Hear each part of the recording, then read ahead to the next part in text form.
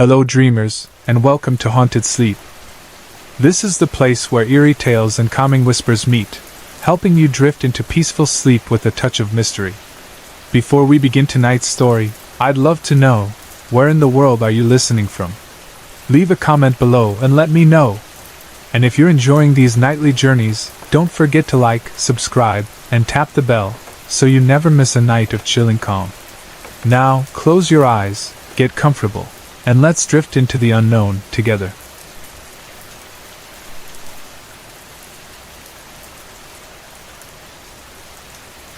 When I was little, between the ages of 4 and 7, I lived in a house in South Carolina that I never want to see again.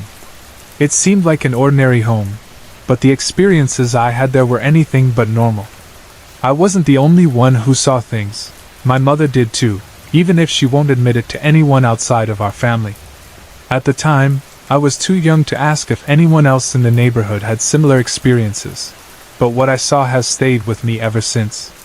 The most vivid memory I have is of nighttime. A friend once told me what I saw might have been reapers, there to keep bad spirits away. What I remember were dark, shadowy figures. They had no clear outline, but certain parts of the room would appear much darker than others. I'd often see up to 4 of these figures standing near my bed, or sometimes just hovering in my room.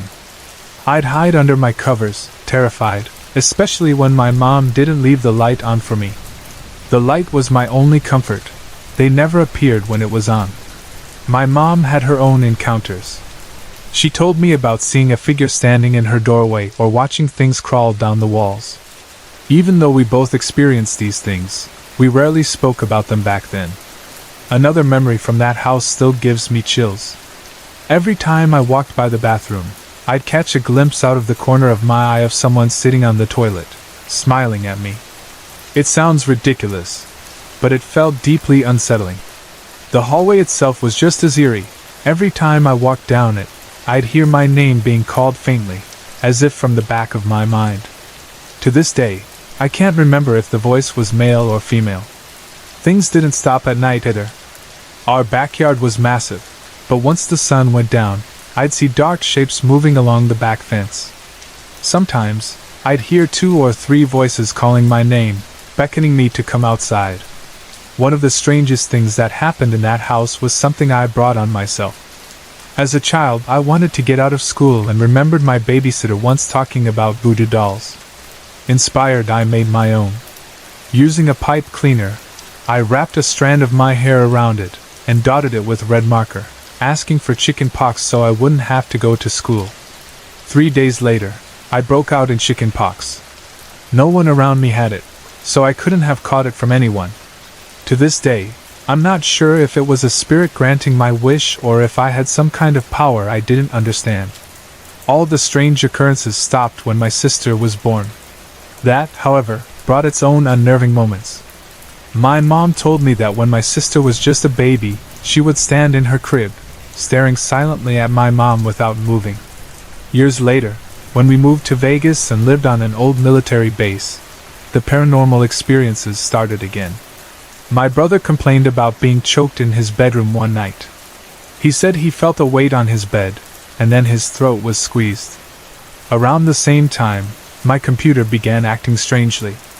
It would turn on by itself, and I'd hear typing as if someone was using it. It always opened Microsoft Word. I joked with my brother saying, "Maybe we have ghosts. Yours is the bad one, and mine's the good one. Like yin and yang." I called mine good because one day, when I stayed home sick from school, I had an experience that felt more confusing than frightening. I was lying in bed, ready to fall asleep, with the windows closed, the doors shut, and no air conditioning on. Suddenly, I felt a powerful gust of air blast into my face. My hair blew back, and my whole body went cold and numb.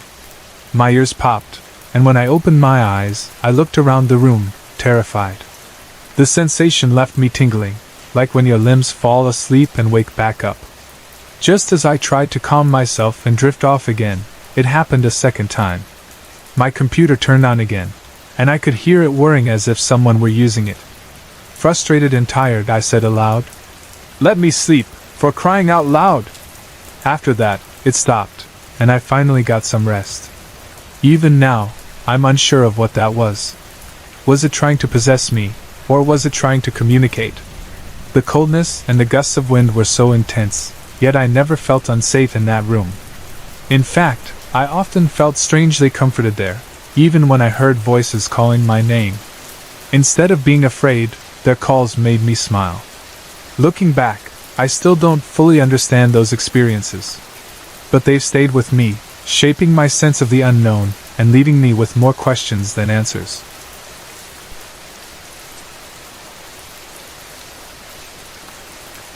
This happened to me last year when tragedy struck our family. I feel like I need to give some background to do this story justice. I'm part of a large, close-knit extended family in California. I grew up on the East Coast, away from this side of the family, with just my parents and brother. But 3 years ago, I moved to California, and it's been a new and wonderful experience for me, building strong bonds with my cousins, aunts, and uncles. It's a family where no matter what you're going through, someone is always there to support you. So, when my cousin Gene, not his real name, died in a car crash in Las Vegas, it devastated us all. He was only 23. That morning, a group of cousins and I were waking up after a night out in Los Angeles when we got the call. We quickly rallied the family and drove to Las Vegas in 3 cars. When we arrived at his mother's house, the front yard was packed with friends and family. The scene was chaotic. People were either crying hysterically or sitting in stunned silence. I hadn't known Gene as long as my other cousins, having only been close to him for about 2 years, so while I felt the loss, it wasn't as overwhelming for me as it was for those who had grown up with him. As the night went on, I decided to give my cousins space and left with an aunt and uncle to their home. They lived nearby with their 3 boys, and I stayed in their guest room downstairs while their bedrooms were upstairs. I struggled to sleep that night, drifting in and out of restless dreams. But at one point, something extraordinary happened. Whether I was asleep and dreaming or somewhere between awake and asleep, I can't say, but I vividly remember walking into the guest room where I was staying. In this vision, I saw my cousin Gene. He was sitting across from someone, playing a guitar. Though I couldn't see his face, I recognized him instantly by his Lakers jersey and matching hat. I walked up to him, hugged him tightly, and said, "Dog, you don't have to go. Everyone needs you here. Don't go." When I turned to see his face, I woke up. But I didn't fully wake up. I was in sleep paralysis. I couldn't move, open my eyes, or even breathe properly. I felt a heavy presence in the room. I wanted desperately to wake up and see him one last time, but I was trapped. When I finally managed to break free, I jumped out of bed and scanned the room. Nothing. I sat back down, trying to calm myself, but then I heard something outside. At first, it sounded like faint howling, like wolves. Living in Southern California, I was used to hearing coyotes occasionally, so it didn't strike me as strange at first.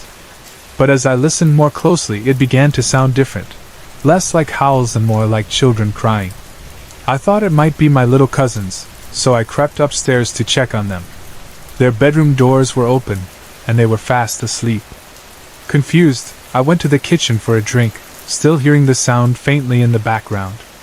The howling grew louder as I stood by the sliding glass door to the backyard.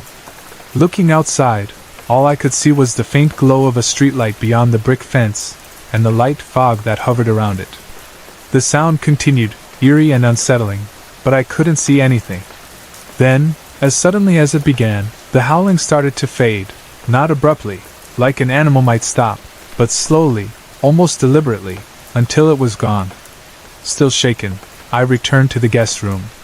Wanting to distract myself, I turned on the TV and let the droning voice of an infomercial lull me to sleep. The next morning at breakfast, I casually asked my uncle if the kids had been crying during the night. He said no. Then I asked if they often got coyotes or wolves nearby. Again, he said no, explaining that coyotes rarely venture that far into the desert, and wolves are practically unheard of.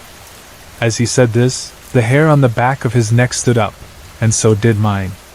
I've heard stories of loved ones visiting people after they passed, but I've never experienced anything like this. Was it Jean trying to reach out, or was it something else? I still don't know how to interpret what happened that night, but it's something I'll never forget.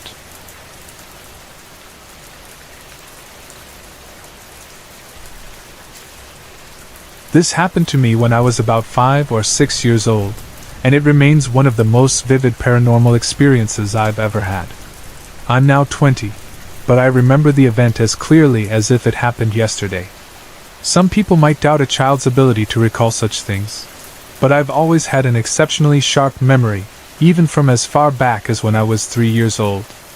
At the time, I was in first grade, attending a school where the classrooms weren't part of a single large building. Instead, they were spread out in smaller, detached structures.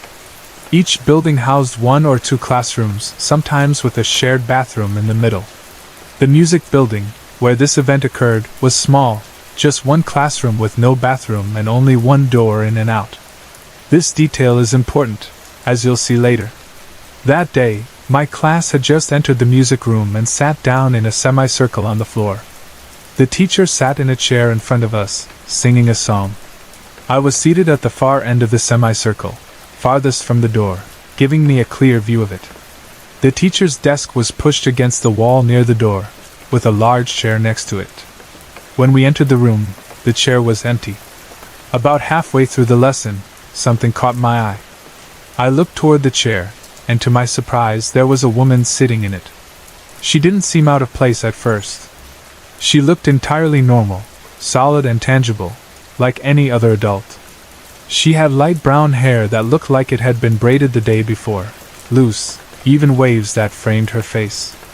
Her skin was lightly tanned, and she seemed to be in her early 30s. She was thin and casually dressed in jeans and a light sweater, which I think was brown. But then I noticed the child on her lap. The boy looked completely different from her. His skin was paper white, almost unnatural, and he had dark circles under his closed eyes, as though he were sleeping. He looked about 3 or 4 years old and was dressed in heavy winter clothing, snow boots, thick pants, a coat, and a winter hat. He was wrapped tightly in a knitted blanket, and his mouth hung slightly open. The woman gently rocked him back and forth, her movements slow and rhythmic. At the time, I was too young to fully understand what I was seeing. I just knew that she wasn't a teacher. Her casual clothes made that obvious, and that the boy couldn't be a student. But I didn't think much more of it. I was just a little girl, and these details didn't stand out as strange to me then. Looking back now, it's clear that neither of them belonged in that room or even on this plane of existence. The woman sat completely unnoticed by anyone else, including the teacher. The classroom doors were heavy and loud, making a distinct noise whenever they opened or closed. If she had entered through the door, I would have seen it, and everyone else would have heard it. But there was no sound. She simply appeared. What struck me most was her expression, or lack of one. Her face was blank, neither happy nor sad, as she stared in my direction. But she wasn't looking at me. She was looking through me, as though I wasn't even there. She didn't seem aware of the teacher, the students, or the lesson taking place around her. The boy remained motionless the entire time. He didn't stir or react, and the woman just kept rocking him, her gaze fixed on nothing. Despite her clear visibility, no one else in the room noticed her, not the teacher, not the students sitting with a clear view of her. She stayed in that chair for the entire lesson, and when we left the room, she was still sitting there, silently rocking the child. This didn't happen just once. I saw her again later in the school year, on another warm day. I remember this detail because I was dressed in summer clothes both times. Yet, the boy was always bundled in heavy winter attire, which made no sense. This was southern Nevada, where even in winter, temperatures rarely call for such clothing. Snow is rare, and when it does happen, it's fleeting. To this day, I have no idea who they were or why they were there. The boy was too young to have ever been a student at my school, and I've never found a logical explanation for what I saw. The woman and the child were as real and solid as anyone else in that room, yet they clearly didn't belong. I often wonder about them. Why were they there? What were they trying to convey? Or were they simply echoes of something long past, playing out in a place they once knew? I may never have answers, but this experience has stayed with me, as vivid now as it was then.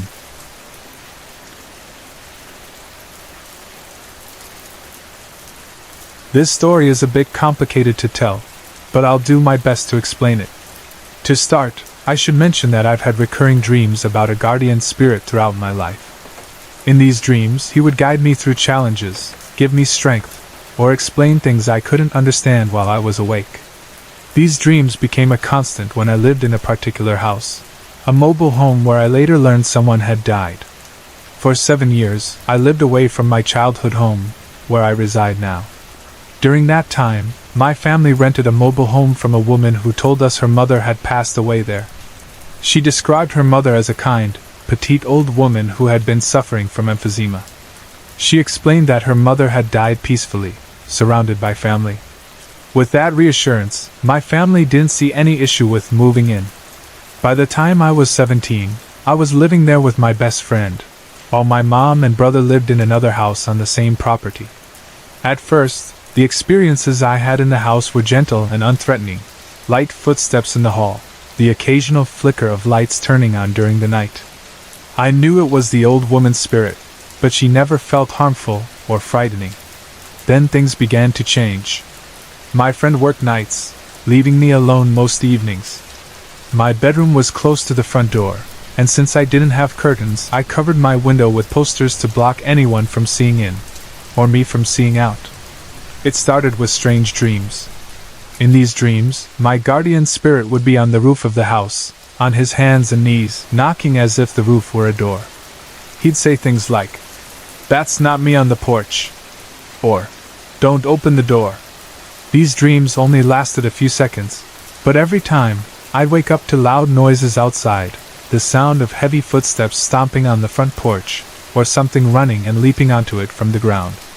At first, I thought it might be a large dog, but as the nights went on, the disturbances became more violent.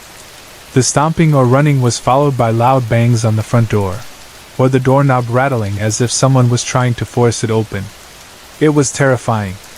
On top of that, I'd sometimes hear light footsteps on the tin roof, adding to the fear. What puzzled me was that the back door, much weaker and easier to breach, was never touched. It was always the front porch and front door that bore the brunt of these attacks.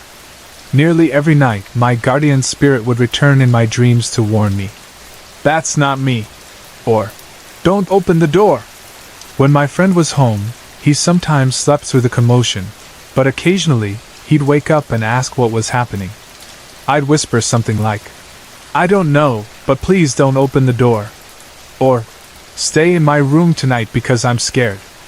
On those nights, I clung to my cats for comfort. They heard the noises too, turning their heads toward the sound, but they didn't seem particularly bothered. If they were already settled, they stayed relaxed, which was oddly reassuring. Despite the terrifying activity, I never once saw anything. There were no shadows through the window coverings, no scratches or dents on the door the next morning, and no sign of a physical intruder. We even had a peephole in the front door, but I was too frightened to ever get out of bed to look through it. To this day, I can't explain what was happening. I knew it wasn't the spirit of the old woman. She was gentle, and I had already felt her presence inside the house. Whatever this was felt entirely different, menacing, relentless, and intent on getting in. My guardian's warnings in the dreams only added to the sense that this was something dangerous, something I shouldn't face directly. What do you think it could have been? The lack of physical evidence makes it even more baffling. Whatever it was, I'm grateful I never opened the door.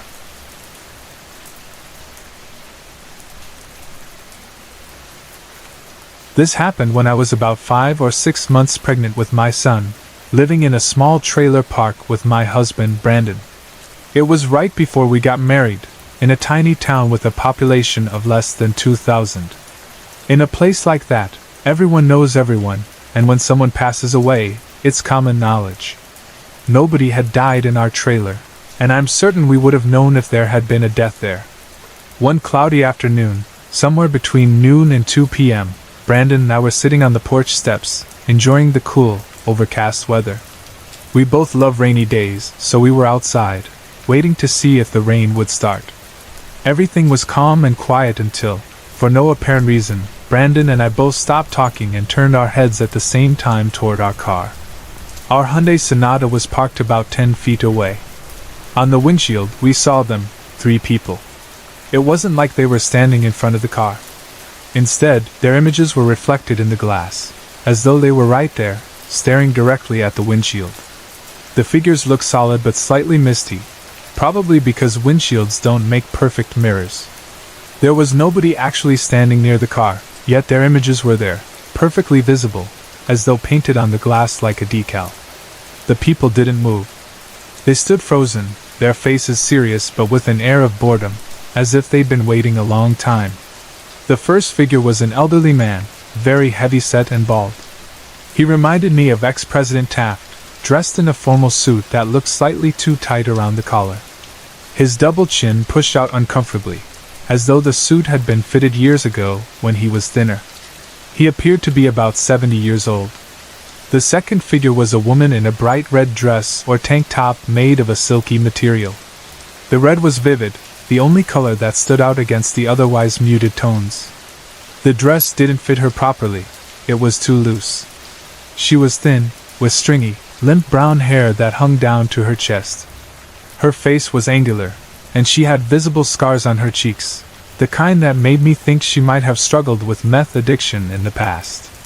The third figure was another man, probably a couple of years older than the woman. He was thin and partially balding, with a big nose and thin lips. Like the first man, he wore a formal suit. What struck me as odd was how gray both men looked, as though they'd been pulled from an old black and white photograph. The woman, on the other hand, had color in her hair and dress, making her stand out even more. I broke the silence. "Babe, are you seeing what I'm seeing?" Brandon nodded. "Yeah, I think so." To make sure, we described the figures to each other. Every detail we mentioned was identical. There was no mistaking it. We were both seeing the same 3 people. For about 3 minutes, we sat there staring at them. They stayed perfectly still, their images clear and unmoving. Then, slowly, they began to fade. At first, I tried to rationalize what I was seeing. Maybe it was a reflection of clouds? But clouds don't have color, not vivid red or brown. They're gray or white. Whatever we saw was no natural phenomenon. To this day, I can't explain who those people were or why they appeared in our windshield.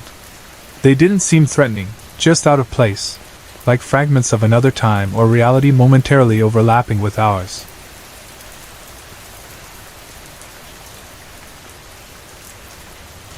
When I was a child, I often heard my name being called. It always sounded like my mom, but when I'd ask her what she needed, she'd say she hadn't called me. I slept with my bed against the wall, usually with my back to it, convinced that things under the bed were waiting to grab me. Our dog, Tip, yes, not the most original name, would sometimes bark at night, and I believed I could quiet him down by telling him to stop, telepathically. Whether it worked or not, who knows, but I often ended up at the foot of my parents' bed by the end of the night, without ever knowing why. As I got older, those childhood experiences faded, but they seemed to resurface during pivotal moments in my life. One such moment was when I was pregnant with my daughter, and another occurred when we visited my mom for her 75th birthday. What I want to share now are the strange events that began after we returned to Las Vegas. During our visit to my mom's, she graciously lent us her car so we could visit the grave of my daughter's father, who had passed away before she was born. Circumstances had prevented me from taking her there before. On the way, we also visited the grave of a 16-year-old girl my grandmother's uncle had tragically murdered in 1832.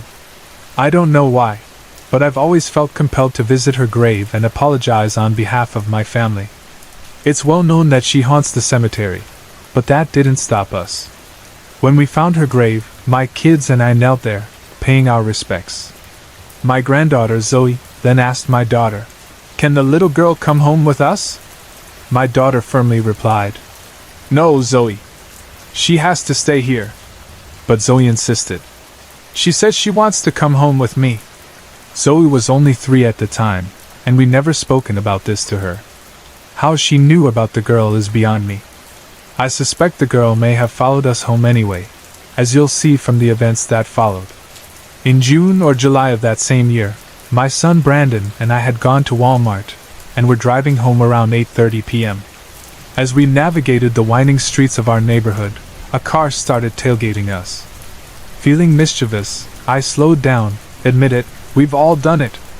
When I pulled into our driveway, I gave the driver a hand signal everyone knows, no need to elaborate, and he shouted something vulgar back at me. Here's where it gets weird. As I pulled the car into the garage, the door, fully open before we left, suddenly closed behind us. I asked Brandon, "What's the matter? Are you scared?" He replied calmly, "No." "Why? Then why did you shut the door so fast?" I asked. "I thought you did." We were baffled. My husband and youngest son were both inside the house, one sleeping, the other on the computer upstairs. There was no way they could have closed it. The only opener was in my truck, and neither Brandon nor I had touched it. The door closing on its own left us both spooked. A few weeks later, I was trying to quit smoking and would step outside for a cigarette to avoid bothering my husband, who had just quit after a small heart attack.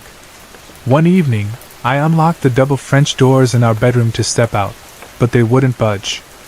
I tried locking and unlocking them multiple times, pulling as hard as I could, but the doors felt like they were being held shut. Frustrated, I asked my husband to help. He casually walked over, turned the knob, and opened the door with no effort.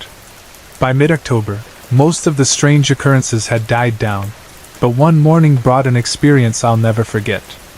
It was early, probably around 4 a.m., and I was in the kitchen, waiting for my coffee. On a shelf above the counter sat a stack of pictures we'd taken in Ohio during our visit to the cemeteries. As I stood there, several pictures suddenly slid off the shelf, 3 of them landing face down on the floor. In my mind, I saw vivid flashes of 3 images, one of Brandon and my granddaughter in my mom's car at the cemetery, another of the hospital where my boys were born, and the third of my daughter's father's headstone. When I picked up the pictures, they were exactly the ones I'd envisioned.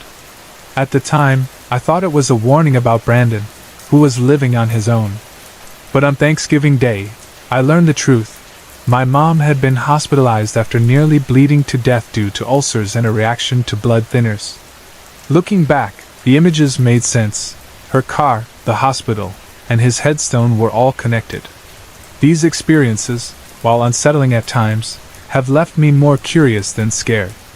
I'm still unsure if the girl from the cemetery came home with us or if something else has been trying to send messages. Whatever the case, these events remind me how connected we are to the unseen, even if we don't always understand it.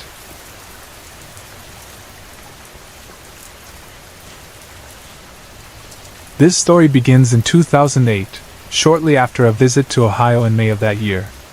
That summer and fall, there was a lot of strange activity in our house, some of which I've shared before. What I want to tell now is what happened afterward, during the holidays, when my husband and I tried to lift my holiday blues. I tend to get homesick around the holidays, so my husband always does his best to make things festive. That year, we needed a new Christmas tree because our old one, a fake tree, was shedding needles. It was so old it was practically disintegrating. We picked up a cheap replacement from Walmart, but it was the ugliest thing, shiny plastic needles that looked fake even from across the room. It was all we could afford at the time, though, so it had to do. Every year in that house, we'd find broken ornaments under the tree. The room was carpeted, and we kept a gate across the doorway to keep the dogs out, so there was no explanation for it. In the kitchen, we had a wire sculpture hanging over the entrance that looked like a forest in winter. We decorated it with string lights and small ornaments, plugging it into an outlet near my son's bedroom upstairs. Still, ornaments from that sculpture would occasionally end up broken on the floor by the kitchen, as if something had knocked them off. Sometimes I'd wake up in the morning to find the Christmas tree lit, even though I was certain I'd turned it off before going to bed. My husband had also picked up a nearly life-size singing Santa at a garage sale. It had a motion sensor and could sing 8 or 10 songs. Though we never let it get that far, it liked to start singing on its own, which was enough to creep us out. That Christmas, after we'd finished opening presents and were cleaning up, I joked, "What about the ghosties? Did anyone get the ghosties a present?" No sooner had I said that when we heard a loud crash. A broken ornament was lying under the wire sculpture in the kitchen. We were all in the living room when it happened. Unfortunately, like so many others, we lost our house to foreclosure and began the difficult process of moving in January. By February, we had found a nice rental nearby and were packing up. During that month, the garage door kept acting up. It would close on its own at the most unexpected times, as though the house itself didn't want us to leave. On the last day we were there, it closed 3 times while we were loading up. My son JR joked, "Our ghost friends don't want us to go." I called out to the air, "You guys can come with us if you want to." I repeated this as I walked through each room, saying goodbye to our home. A few weeks after settling into the new house, my husband held a garage sale. I wasn't sure if our ghost friends had followed us, as I hadn't noticed anything unusual. That day, I sat in the back of the garage talking with my stepdaughter while my husband showed a man and his son some keyboards he was selling. Suddenly, the garage door started coming down over the man and his son. My husband ran over, pulled the boy out of the way, and lifted the door back up. He apologized, baffled, and said he had no idea why it happened. I, however, was giggling to myself. No one else found it funny. Santa was for sale that day too, but unsurprisingly, no one bought him. Over the rest of the year, there were smaller incidents. The washer became unplugged on its own. The light we left on for the dogs in the family room turned off by itself, even though I distinctly remembered turning it on. Once, while waiting for my coffee early in the morning, several photos we had taken in Ohio fell from a shelf in the kitchen. 3 of them landed on the floor face down, and in my mind, I saw flashes of 3 specific images, one of Brandon and my granddaughter in my mom's car at the cemetery, another of the hospital where my sons were born, and the third of my daughter's father's headstone. When I picked up the photos, they were exactly the ones I had envisioned. At the time, I thought it was a warning about Brandon, but on Thanksgiving, my brother called to say my mom had nearly died from internal bleeding due to an ulcer. Looking back, the images made sense. Her car, the hospital, and the headstone seemed to be connected. That Christmas, we discovered our tree from the previous year was too small for the new house. We put it in the family room by the fireplace, and got a larger one for the living room. My husband decorated the mantel with garland, stockings, and lights, plugging it all in with a remote-controlled extension cord for convenience. One day, after cleaning and mopping the living room floor, we went upstairs to let it dry. Suddenly, we heard a loud thump, followed by Santa singing. My son Brandon called out to the motion-sensing Santa, trying to trigger it again, but nothing happened, until Santa turned toward him and started singing. "Well, the weather outside is frightful." Brandon threw up his hands and ran back upstairs while I laughed until I cried. My husband, ever the skeptic, went down and unplugged Santa, calling it a coincidence. Throughout the season, the Christmas trees continued to mysteriously turn on by themselves. One morning, as I sipped coffee at 2:45 a.m., I watched the family room tree suddenly light up. Brandon had just come home, and we looked for the remote, only to find it buried under 2 baseball caps on top of the unplugged water cooler. My husband claimed it must have been interference from garage door openers or radio waves. Sure. That year, as I placed small crocheted stockings on the tree, I told our ghost friends, "These are for you. Please don't break any ornaments this year." They didn't.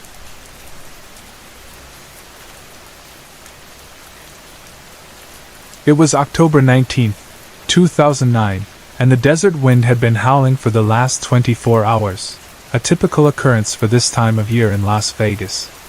But what wasn't typical were the strange sounds we heard that night, along with something my daughter claimed to have seen. Now I can't stop wondering what it all could mean.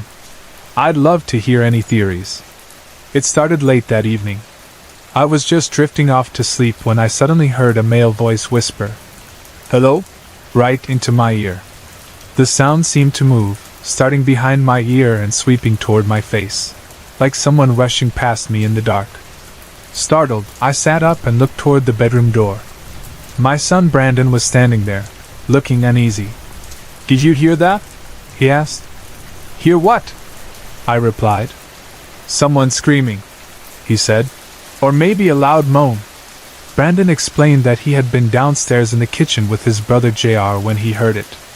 The sound seemed to come from the backyard, and since our bedroom window faces that direction, he thought maybe my husband and I were watching a horror movie. It was October, after all, but we weren't watching anything like that. My husband was sleeping with the television on, as usual, but the show playing was nothing remotely spooky. I asked Brandon and JR to describe what they heard, but they couldn't quite put it into words. "It was like a scream," Brandon said, "but not really." I suggested that the wind might be carrying sounds from outside, or maybe it was just someone in the neighborhood messing around in their backyard. They heard it 2 more times before they went to bed. Around 3:15 a.m., I was getting my work clothes from the laundry room when I heard it myself. It's hard to describe, but the best comparison I can think of is the sound someone makes when they're pinched, sharp, high-pitched, and quick, like an abrupt HH. I froze, trying to figure out where it was coming from. It sounded like it came from the patio, right outside the family room window. Curious, I decided to investigate. At first, I thought it might be a cat, but our dogs, who usually go berserk at the sight of the neighborhood cat, were lying calmly on the couch, wide awake but not nervous. I didn't hear any scraping, nothing was blowing around, and there was no sign of a cat. I walked through the backyard, peeking over fences, but the whole neighborhood seemed quiet and empty. I was at a loss. The next day, I told my daughter about the strange sound. She listened intently and then said, "That's weird because I saw a little girl last night." I felt a chill. She explained that she had been in the living room when she went to the kitchen for a glass of water. As she glanced down the hall, she saw a little girl standing at the corner where my granddaughter Zoe's room is. Assuming it was Zoe, she told her to go back to bed and went about getting her water. But on her way back to the living room, she saw the girl again, this time peeking around the corner. Curious, she placed her glass on the counter and walked into Zoe's room to check. Zoe was sound asleep, snoring and even drooling. "Even a 4-year-old can fake a snore," my daughter said, "but they don't fake slobber." Leslie then asked me, "What time did the boys hear the noise?" I told her. "You first," she said. "Around 10:30. That was the same time Brandon and JR had heard the sound in the backyard. Now I can't help but wonder, did we all experience the same thing in different ways? Did we encounter separate phenomena that happened to occur at the same time? Or was it all just coincidence? Whatever the case.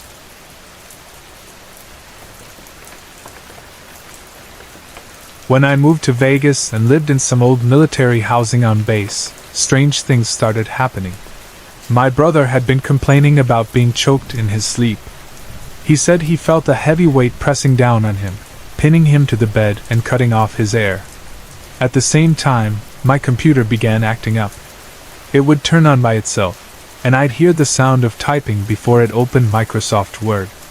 Half-jokingly, I told my brother, "Maybe we have ghosts. Yours is the bad one, and mine's the good one. Like yin and yang." The reason I called mine good was because of an experience I had one day while I was homesick from school. I was lying in bed with the windows closed, the doors shut, and the air conditioning off. Just as I was about to drift off, I felt a powerful gust of air hit my face. My hair blew back, and my whole body went cold and numb. My ears popped, and when I opened my eyes, I looked around, freaking out. My body tingled, like the sensation you get when your limbs fall asleep. I tried to calm myself and go back to sleep, but it happened again. A second rush of air, the same cold, tingling feeling, and my ears popping. At the same time, my computer turned on again. Annoyed and tired, I finally said aloud, "Let me sleep, for crying out loud!" After that, it stopped, and I fell asleep. To this day, I'm not sure what that was. Part of me thinks it was trying to tell me something, or maybe even trying to possess me. Yet, despite the cold and the strange occurrences, I always felt safe in my room. The presence, whatever it was, never scared me. In fact, hearing my name called in those moments made me smile rather than feel afraid. During this time, my brother continued having nightmares and episodes of being choked or held down in his sleep. I remember one night standing in his room as he cried and thrashed in his bed. Strangely, I felt a comfortable presence in the room with me, and I couldn't help but smile, even as he struggled. I believed it was my good spirit watching over me. Eventually, the presence left. I think it happened because I let negativity take over my life. I made poor choices and got into bad habits, and whatever had been with me seemed to disappear. Recently, I started talking to a Wiccan friend who has become my mentor. We've developed a unique connection. We can sense each other's emotions without even speaking. It's hard to explain, but it's like a spiritual link between us. This weekend, I watched Paranormal Activity and found myself wondering what I would do if the strange events from my past started happening again. Innocently, I thought about wanting to experience it once more, now that I'm older and more curious. 2 days later, my Wiccan friend told me she was experiencing a haunting at her house. She described hearing a voice calling her name and objects falling from her bed. Her description of the voice worried me. It sounded just like the one I used to hear. That day, I couldn't shake the feeling that it was connected to me. The next morning, I called my boyfriend and told him about my concerns. As I started explaining, I heard a strange voice on the phone. It didn't sound human, more like a snarl mixed with unintelligible words. The only thing I could barely make out was what sounded like the S word. The voice was faint but persistent, cutting through the call like background noise on his side of the phone. I asked him if someone was in the room with him, or if he had something playing in the background, but he insisted he was alone, and there was nothing on. He couldn't hear the voice at all and started asking if I was okay.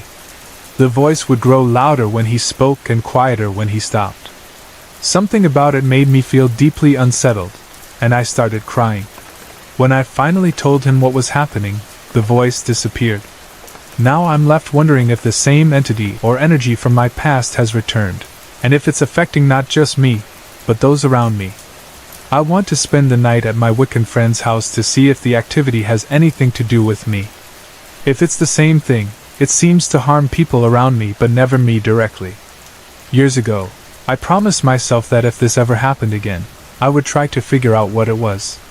Now that it's happening, I'm determined to keep that promise. Sorry to interrupt. If you're enjoying the story, let me know in the comments and tell me where you're watching from. Don't forget to like and subscribe for more.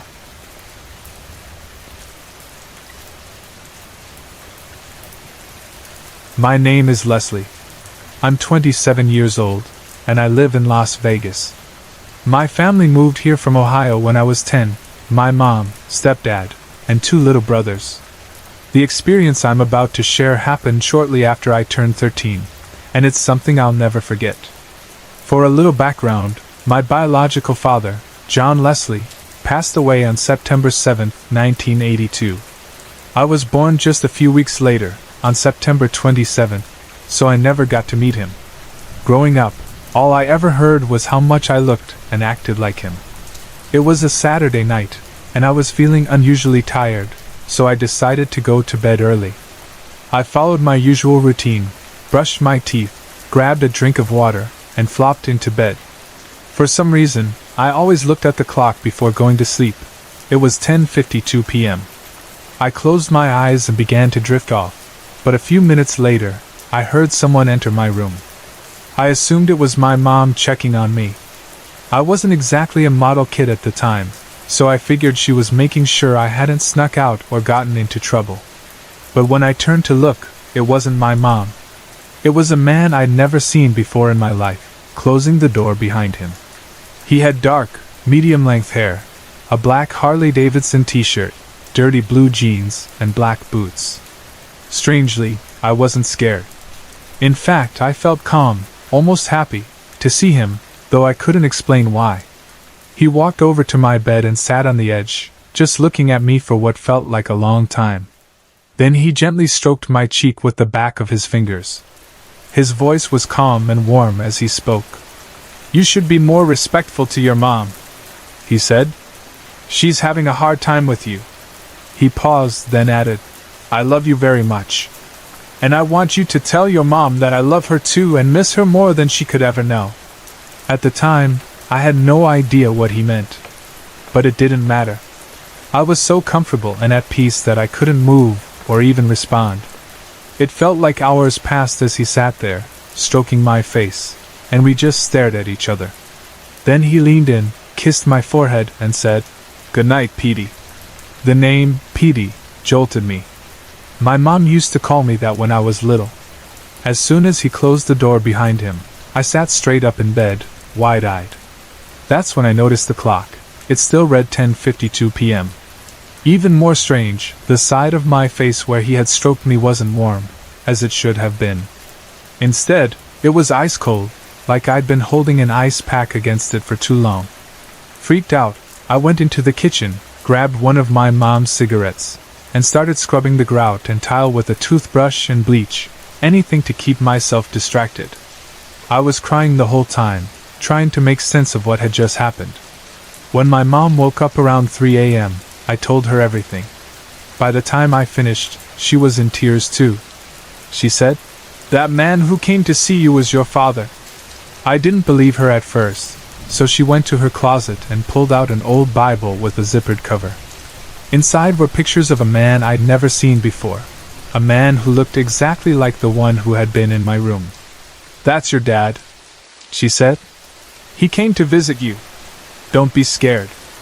He loves you, and I guess he thought you were old enough not to freak out." She smiled a little as she added, "Guess he was wrong, huh?" I love my mom. I haven't had another experience like that since, though I've had other strange occurrences over the years. What's really cool, though, is that my daughter Zoe, who's now 5, has a few imaginary friends. One of them is named John. When Zoe was about 2, she described John to me, and it gave me chills. Her description matched exactly how I described my dad. She says he kisses her on the forehead before she goes to sleep sometimes. Cool, huh?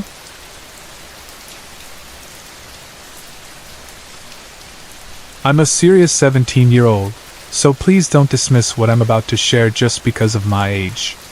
A couple of years ago, I went through a really tough time after finding out my father was dying. What I'm going to tell you is part of a two-sided story. This is the good side. During that time, there was a dark presence in our house. Everyone, even the dog, could feel it. I've always been sensitive to spirits, and this one made me sick. I couldn't sleep at night, and even during the day, I could barely function. 3 days into this nightmare, my room changed. It became a sanctuary, a place where I could finally breathe again. The overwhelming freedom I felt when I was there was incredible, though I didn't understand why. Even my mom noticed it, and said the dark feelings seemed to leave the house entirely. But the sense of peace in my room stayed for months. One day, I was in my room, probably reading or drawing, when I got up and saw a man standing by my closet. He wasn't scary. In fact, I knew right away that he was the reason for the calm in my room. I didn't feel fear, just a sense of comfort that I hadn't felt in weeks. I only got a glimpse of him, but his image is burned into my memory. He was tall, probably over 6 feet, with dark brown hair and dark eyes. He looked middle-aged and slightly scruffy, like he hadn't shaved in a day or two. I'd never seen him before in my life. I described him to my mom because she knows a lot about ghosts, but she didn't recognize him either. I saw him a few more times, always near my closet door. He never gave me that unsettling, "someone's watching me" feeling. Instead, his presence felt protective. He was like a calm, steady presence in our chaotic lives. Even my family noticed the comfort he brought, though my dad, oddly, didn't seem to like him. One morning, I saw him by the olive tree in our backyard. He was standing there, facing the house, around 7 a.m. when I went to grab breakfast. My mom was in the kitchen too, so I told her to look out the window, not saying why in case he wasn't there and I'd look foolish. But she saw him too. All she said was, "That's him." I just rolled my eyes and said, "No duh, Mom." But I was relieved she'd seen him too. The last time anyone saw him was my mom. I'd been having trouble sleeping again, and it was around 11 p.m. She was walking past my room on her way to the bathroom when she saw him sitting on the edge of my bed. He looked like he was watching over me. She said he was wearing old army drab clothing, and I looked incredibly peaceful, like I hadn't had a single worry. After that, he was around off and on for the next 3 years. I grew so used to him that I could tell the moment I walked into a room whether he was there. I'd talk to him, tell him stories, and even though he never responded, I could feel that he was listening. He became like a friend, silent, but always present when I needed him. Now he's gone, and I miss him terribly. It's been about a year since he left, and it feels like I've lost a part of myself. I've always had trouble sleeping and been scared of the dark, but with him around, those fears melted away. He felt like a guardian, someone who brought peace to a chaotic time in my life. Even my mom and sisters miss him. The things in my house now are driving me up the wall, and without him, I feel lost. I don't know if he'll ever come back. I've asked him to many times. Has he moved on? Is he gone for good? I feel selfish for wanting him back, but at the same time, I feel like a lost little kid without him. Do you think he'll return? Or has he done what he needed to do and moved on to wherever spirits go? I miss my ghostly friend more than I can put into words. It might sound silly, but it's how I feel.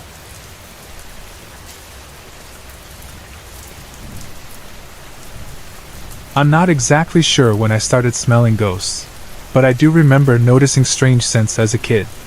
I'd smell things no one else could: onions cooking, flowers blooming in the dead of winter, unfamiliar perfumes. My mom never used any due to allergies, and sometimes even apple pie in the middle of the night. Back then, I thought it was just my imagination, since that's what I was told. As I got older, my interest in the paranormal grew, and I realized I wasn't alone in experiencing these phantom scents. I discovered the term clairalience, which describes the ability to sense spirits through smell. Over the years, I've had some memorable encounters that highlight this unique gift. When we lived in the house from my Christmas ghosty story, I would often smell an earthy, campfire-like scent of an open fire, even in the summer, when lighting a fire in the Mojave Desert would be insane. Burning was prohibited anyway, due to drought. When we moved to our next house, I occasionally smelled something I can only describe as burnt roses, like the scent of a snuffed-out rose-scented candle. This year, on my dad's birthday, Father's Day, and the anniversary of his passing, I smelled Old Spice, his favorite aftershave. My husband doesn't use it, and we had no visitors on those days. It was a clear and distinct reminder of him. In late winter, around February or March, I started waking up to the scent of cherry blossoms. This went on for a couple of weeks, so I walked around the neighborhood to investigate, but it was far too early in the year for anything to be blooming. Every night, I'd wake up to the scent and sniff everything: my husband, the sheets, my pajamas, even my dog, and yes, I checked my armpits too. Eventually, I'd give up and wander the house, sometimes on my hands and knees, sniffing the carpet like a bloodhound. One night, I stayed up late because I didn't have work the next day. Here's what I posted in a discussion group the next morning. Asterisk. I stayed up last night way past my bedtime. I was lying on my stomach, right hand tucked under me, left arm above my head, facing left. When I glanced at the clock, it was 2:07 a.m. We live in a gated community for older folks, so we often leave some windows open. A few minutes later, I heard two men laughing and talking outside, along with a small dog barking. I got up to investigate, my chihuahua following me. As I watched him, trying not to trip over him, I noticed little black blobs about his size darting around. My groggy brain thought, wow, shadow puppies! The blobs frolicked with my dog, running up and down the hall. When I got to the living room, the blobs were jumping on furniture and creating chaos. I yelled, "How many of you are there?" Suddenly, I felt a small bang against my stomach. It was like a child had slammed into me, wrapping their arms around my waist. I looked down and saw the top of a child's head, their face buried in my elbow as I hugged them. I stroked their hair and asked, "Who are you?" A muffled voice said something like Roshan. I guessed Roxanne? As I said the name, I opened my eyes and realized I was back in bed, in the same position. The clock read 2:16 a.m. Asterisk. Later, I researched a name connected to Roxanne, and discovered the tragic story of a young girl abducted, murdered, and left under a blackberry bush. I believe the scent I'd been smelling was blackberry blossoms, a connection to her final moments. The most recent experience happened a couple of weeks ago while I was cutting my hair in the bathroom. I started smelling a foul odor that quickly became overwhelming. I turned on the exhaust fan, but it didn't help. The smell lasted for 2 to 3 hours, leaving me gagging at times. I went to the store with my son and daughter, and by the time we returned, the smell was gone. Later, while I was dyeing my hair, my husband noticed something odd. The door to the hot water heater closet was wide open, and the pilot light had gone out. This door has a slide bar lock, so it shouldn't have opened on its own. There was no wind that day, and our dogs, who would normally alert us to any intruder, had slept soundly. There were no workers around, no drains in use, and no trash to account for the smell. If this was an entity, some might say it was malevolent. But I didn't feel fear. I was more curious than anything else, trying to piece together what had happened. Whatever it was, it certainly made its presence known.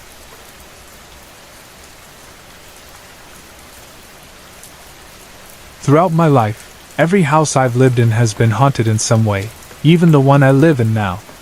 But the most recent and vivid experiences stand out as some of the most unsettling. The first time something significant happened was shortly after we moved from Incline Village to Sparks. I was about 7 years old, and my parents had gone out to run errands, leaving me home alone after school. I spent most of my time in my mom's room watching TV. Her room was small, divided by her queen-size bed. When you walked in, the bed was on the right, and farther to the right were mirrored sliding closet doors, reflecting everything in the room. That day, I was already feeling uneasy. I'd been watching spooky shows like Are You Afraid of the Dark? And documentaries about mummies. Suddenly, I heard the door to my mom's room slowly creak open. Assuming it was my parents, I called out to my mom. But it wasn't her. The door opened all the way, and a tall woman walked in. She was Caucasian, with a strange towel wrapped around her head like she might have been undergoing cancer treatment. She didn't acknowledge me or make a sound. Terrified, I jumped off the bed, landed on the floor near the mirrored closet doors, and stayed there, lying flat, watching her through the reflection. The woman walked to the end of the bed and stood there, looking toward the door that led to the backyard. Then, to my horror, she sat down on the bed. I could see the bed visibly sink under her weight, and hear the springs creak. She stayed there for what felt like minutes, completely still. Then, as I blinked, she stood up, walked to the backyard door, and disappeared through it. I couldn't move. I was frozen, completely unable to lift even a finger. I wanted to scream or get up, but it felt like something heavy was pressing down on me. I stayed in that exact spot for about an hour, only managing to move when my parents came home. That was the first time I saw her. The next time I saw her was years later, after we had moved to another neighborhood in Sparks, about a 15-minute walk from our old house. This is the home where I still live today. I was around 12 years old at the time, coming home from school on my scooter. That day had been terrible. I'd gotten into a fight with my best friend and was in a sour mood. As I approached my street, I reached the small hill where you can see my house. I started racing down, picking up speed, trying to shake off my bad day. But as I passed my neighbor's house, everything suddenly changed. Time slowed to a crawl. Everything around me turned black and white, as if the world had been drained of color. It was so slow that I had time to think, what is happening? When I reached the part of the yard where there was a tree almost in the center, I saw her again, the same woman in white. She was walking behind the tree in the direction I had just come from. I watched her disappear completely behind the tree, and the moment she vanished from sight, the world snapped back to normal, full speed, full color. Thrown off balance, I crashed hard into the curb in front of my house. That was the last time I saw her, but I still think about those two encounters. Who was she? What did she want? Her presence was unsettling but not outright threatening, just deeply strange. Even now, I can't make sense of it.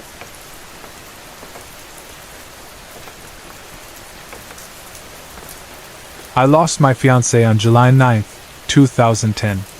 He was the love of my life, my teenage sweetheart, the first man who told me, "I love you," and the one I made plans to spend forever with. We started dating when we were young, and after only a few months, he asked me to marry him. Though life pulled us apart several times over the last 12 years, we always found our way back to each other. Our connection was intense and undeniable. I could always sense when he was in the room, and when I turned around, there he'd be. We finally reunited last July after 5 years apart, both of us more mature and ready to commit. We spoke every day about marriage and building a life together, beautiful babies, and all. The night before he passed, he was especially tender. He told me that one day we'd reach a point where we could communicate psychically with each other. I never thought it would happen after his death. Losing him has been the hardest thing I've ever endured. When his mother called me to tell me the news, I was in shock. Together, the two women who loved him most clung to each other in a house full of government officials, just doing their job. At first, I couldn't bring myself to see him. But after his mom went in, I gathered my courage. The room was icy cold as I approached him. Placing my hand on his head, I felt the lifeless chill of his body, and a strong sense washed over me. He wasn't there anymore. He was free. I told him in that moment that his body was just a shell and that he was now beyond this world. I was calm then, but the shock soon returned, and the numbness settled in. 4 days after, I struggled to accept that he was gone. I'd catch myself thinking I could just pick up the phone and call him. When the realization hit, it felt like a tidal wave of grief, and I wondered how I could go on. At times, I still feel like I have nothing to live for, though I'm learning to manage life without him. The first sign that he was still with me came during an animal medicine card reading with his father, whom I met for the first time at the funeral. His father told me that as a child, my fiancé always picked the otter card from the deck.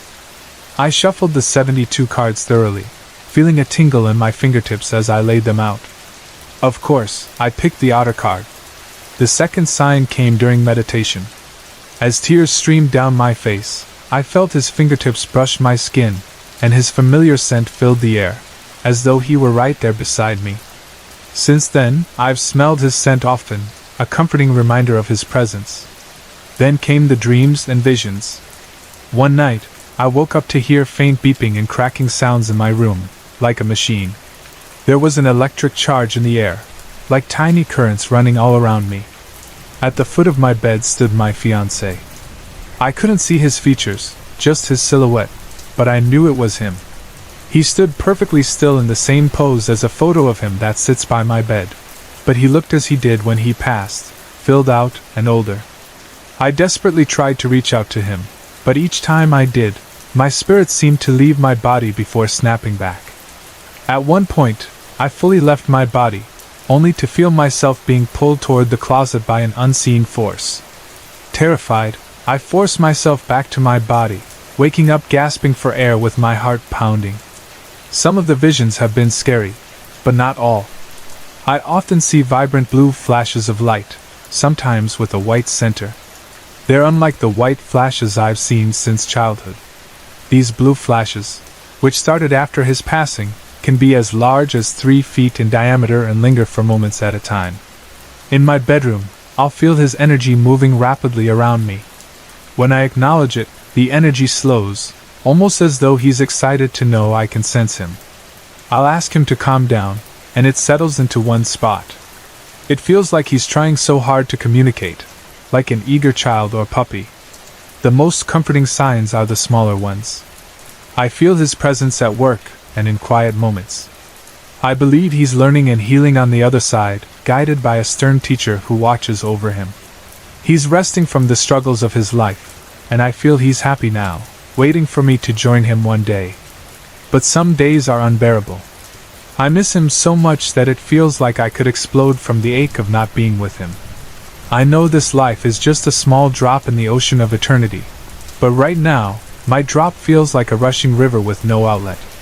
I've considered seeing a medium to help bridge the gap, but I haven't found the right one yet. I've asked him to send me a sign when I do. Until then, I wait, holding on to the belief that he's with me, even when I can't see or feel him clearly. I know he's waiting for me, and that gives me strength. I just hope, one day, the connection becomes clearer.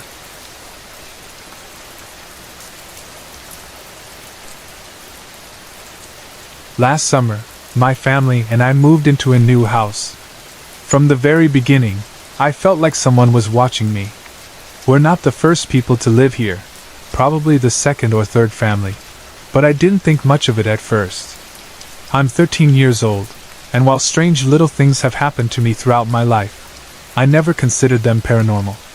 Looking back now, I realize they were far from normal.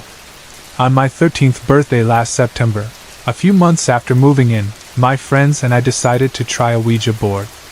I know it's dark and dangerous, but we didn't care at the time. We just thought it would be fun. While playing, I learned that 2 spirits were supposedly living in my room. At the time, it seemed cool, and I didn't think much of it. We chatted with a few spirits, got bored, and eventually stopped. One of my friends said we were supposed to break the board into 7 pieces after using it, so we destroyed it and went to bed. Over the following months, strange things started happening in my room. One day after school, I was sitting at my desk doing homework. My door, which had been clicked shut and locked, suddenly swung open by itself, then slowly closed again. I froze. I thought it might be my brother playing a prank, so I called out his name, but no one answered. I checked the house and realized I was home alone. A little shaken, I went back to my homework, trying to brush it off. A few weeks later, something even stranger happened. It was around 2 or 3 a.m., and I was at my desk chatting with friends on Facebook when I heard a soft sound right next to my ear. It was like someone whispering, "E." I tried to ignore it and kept typing, but then the sound moved to my other ear, louder this time.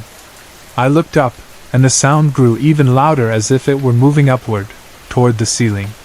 It transformed from E to AAA, and as it faded, it changed again to TTT. The entire event lasted less than a minute, but I sat there stunned. To me, it sounded like someone was saying, "Eat." Trying to make sense of it, I went downstairs and had some food, though I'm not sure why I thought that was the right thing to do. About a week ago, I was home alone again while the rest of my family was out running errands. I was getting ready to visit a friend and went to my bathroom to hang up a towel before taking a shower. After leaving the lights on in the bathroom, I returned to my room to grab some clothes. While looking through my closet, I realized I could hear the shower running. Confused, I walked back to the bathroom and saw that the lights were off and the water was on. I hadn't touched the faucet. By now, I was somewhat used to the strange things happening around me, so I just shrugged it off and took my shower. Recently, I went on a vacation with my family. Before we left, I stood in my doorway and jokingly told the ghosts they were welcome to come with me if they wanted. While sitting alone in my aunt's living room a few days later, I heard a soft sigh. I looked up, but no one was around, so I went back to reading. A few seconds later, I heard faint tapping, like someone drumming their fingernails on the table in front of me. I ignored it, but then a loud, annoyed sigh came directly into my ear. Startled, I jumped up and looked around, but again, there was no one there. I'm not sure what's going on. These spirits don't seem harmful, but they're definitely making their presence known. These are the strongest paranormal experiences I've ever had, and while they might not be as dramatic as some stories I've read, they've left me wondering, should I let them stay? Or should I be worried?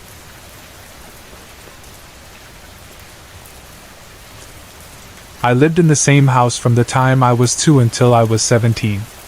Over the years, I had countless experiences there that I truly believe were paranormal. At first, I thought the activity might be connected to the senior care center across the street. The center was run by a younger woman, and it wasn't unusual to see fire trucks or even coroner vans parked there due to the residents' health and passing. My theory was that some of these spirits wandered around after passing and stumbled upon my house. It seemed like a reasonable explanation at the time. Recently, however, I learned that the previous owners of the house had ties to the mob. Whether the activity was tied to them, the care center, or something else entirely, I can't say. What I do know is that my family and I experienced things that were far beyond the ordinary. The house had 3 bedrooms, mine, my parents', and a computer room. My room was directly across from my parents', and the computer room was next to mine. From a young age, I hated the computer room.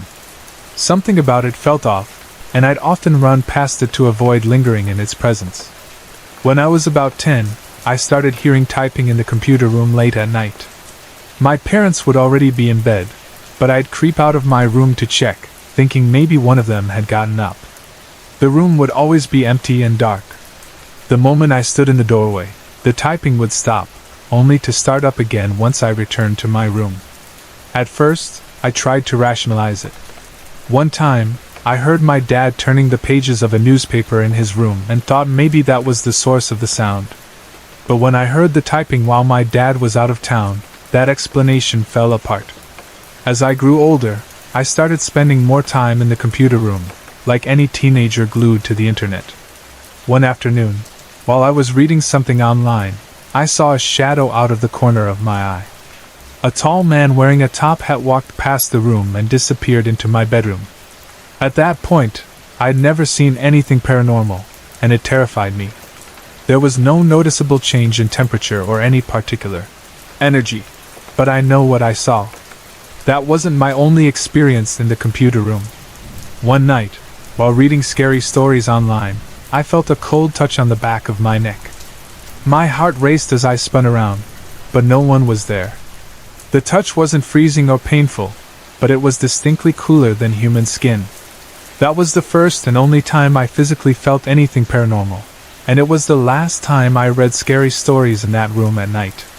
The dining room held its own share of strange events. One afternoon, I was lying on the couch watching TV when the remote fell off my stomach. While it could have been gravity, it felt oddly deliberate. A few days later, I was sitting in the dining room with my best friend, telling her about the incident, when the handle for the blinds flicked hard against the blinds by itself. There was no air conditioning on, and nothing else could have caused it. My friend and I exchanged wide-eyed looks and quickly decided to leave the room. Another time, my parents and I were watching a perfect storm in the living room. The dining room chandelier, which had a knob for dimming and brightening, started behaving strangely. It would gradually dim, grow brighter, and then turn off entirely. It wasn't flickering but cycling through brightness levels as if someone were adjusting the knob. My dad, who's incredibly practical, finally addressed it. "Okay, whatever you are, we believe in you. Go away now," he said, clearly unnerved. The light continued its antics for another 45 seconds before stopping completely. When I was about 13, I had one of my most unsettling encounters. I woke up in the middle of the night to use the bathroom. As I returned to my room, my eyes were drawn to the hallway leading to the garage. At the end of the hallway, I saw a misty white figure swaying back and forth. It wasn't fully human but not entirely inhuman either. I could make out arms and legs, but its form was jagged. With each sway, it got closer. I rubbed my eyes, thinking I was imagining it, but it was still there. Panicked, I ran to my parents' room and slept on their floor. But the scariest experience of all happened one night while I was asleep. I've always kept my room door open and my closet door shut. Sometime in the night, I heard my mom's voice whisper my name harshly. "Ratch!" Half asleep and facing the wall, I mumbled, "Hmm?" But then she called my name again, with the same urgency. "Ratch!" This time, I turned over, and my heart sank. My mom was standing in the doorway, staring at me. She didn't say a word, just looked at me with eyes that were otherworldly and full of malice. I immediately knew it wasn't her. She simply stood there for a moment before vanishing. The next morning, I asked my mom if she had come into my room during the night. She hadn't. That night left me shaken in a way no other experience ever had. To this day, I can't explain it, but I'll never forget how terrifying it was.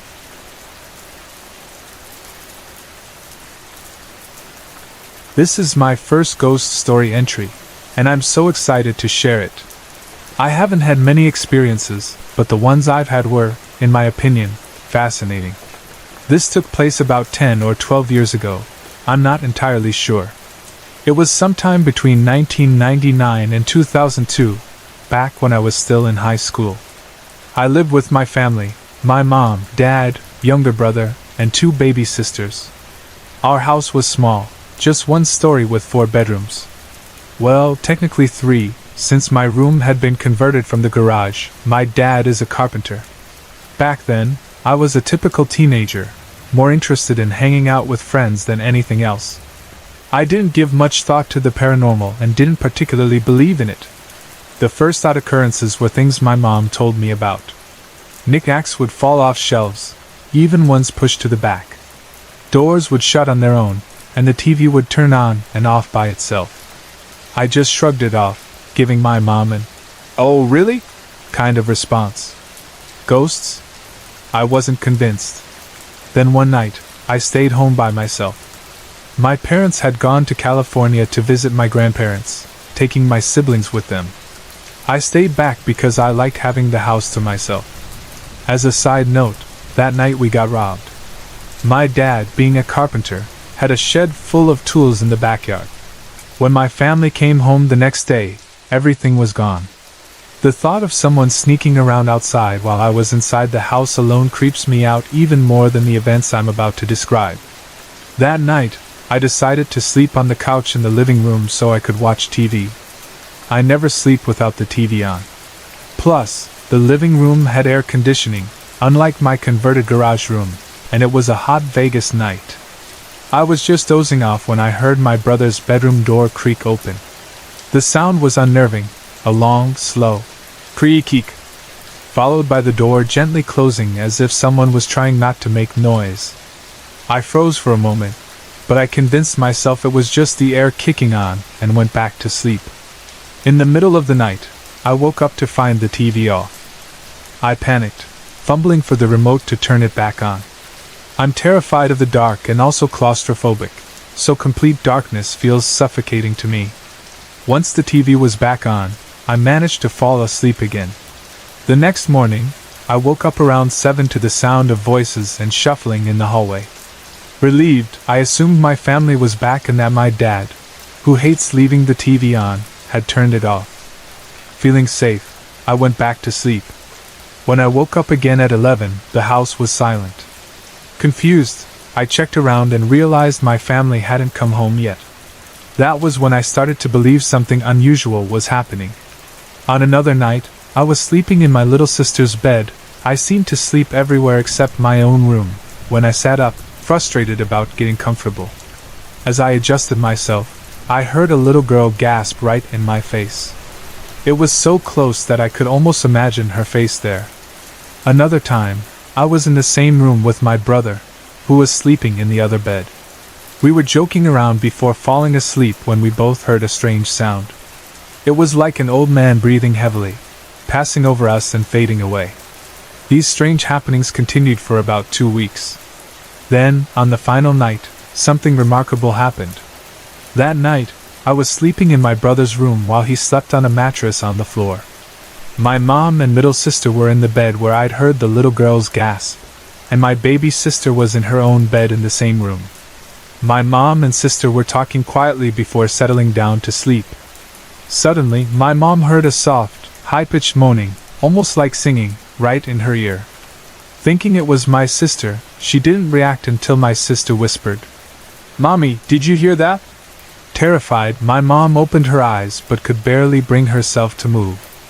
When she finally turned to look, there was nothing there. I was awake in my brother's room and heard the whole thing. My mom came down the hallway, peeking into the room before walking in and shutting off our ceiling fan. "Mom, what are you doing?" "It's hot," I complained. "Did you hear that?" she asked. "Hear what?" "That singing," my brother and I both said. "Yeah, wasn't that you guys?" "No," she said. "Whatever it was right in my ear." That was the last night anything ever happened in that house. Not a single whisper or odd sound after that. Thinking back, I wonder if everything, the TV, the singing, the noises, was the little girl trying to get our attention. Maybe that final night, when she was acknowledged, she finally moved on. Why did it happen so intensely for a couple of weeks and then stop completely? Now that I'm older, I wish I could have appreciated what was going on more fully. It was truly remarkable, and I'll never forget it. Sorry to interrupt. If you're enjoying the story, let me know in the comments and tell me where you're watching from. Don't forget to like and subscribe for more.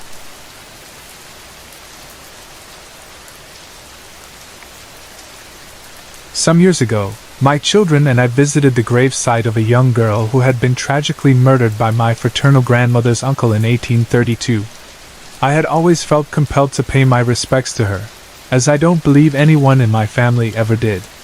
At the time, I took a small piece of slate from the site, not knowing then that it's considered disrespectful to take anything from a grave. The girl's grave now has a beautiful marble headstone, as the original was repeatedly vandalized and stolen. Some broken fragments of the original still remain around the new one. When we eventually lost our house and had to move, I would occasionally return to check on it. Each time, I'd go through the cupboards, closets, and cabinets to make sure I hadn't left anything behind. In the master bathroom, there was a small cupboard above the toilet with a shelf underneath. It was always empty. I had hung my jacket on some hooks near the bathroom window when we came back from Ohio once, and the little stone from the gravesite was in the jacket pocket. Before moving, I washed everything, checked all pockets, and thought I had placed the stone in my jewelry box. I didn't think much about it after that. A few months later, I suddenly found myself wondering where that stone had gone. I searched through everything I owned, jackets, purses, jewelry boxes, but it was nowhere to be found. I felt so upset for losing it, especially since it had such significance to me. That same morning, we learned the house had been sold, so we went back one last time to check on it. As usual, I went through my routine of checking every cabinet and cupboard. In the master bathroom, on the shelf above the toilet where nothing had ever been, there was the stone, spotless and sitting as if it had just been placed there. What struck me was that there was no dust on it or under it, despite the shelf being dusty. It was as though it had appeared out of nowhere. I was so stunned, I picked it up and waved it at my son, Brandon, exclaiming, "Do you know what this is? Do you know what this is?" His confused expression was priceless, and when I explained, he said, "What the hell?" I've tried to write this off as a coincidence, but it's hard to ignore what happened. Let me tell you more. Months later, I turned the stone into a pendulum. It worked beautifully, and I even received clear answers from her. When we planned a trip to Alcatraz, I decided to take her with me for protection.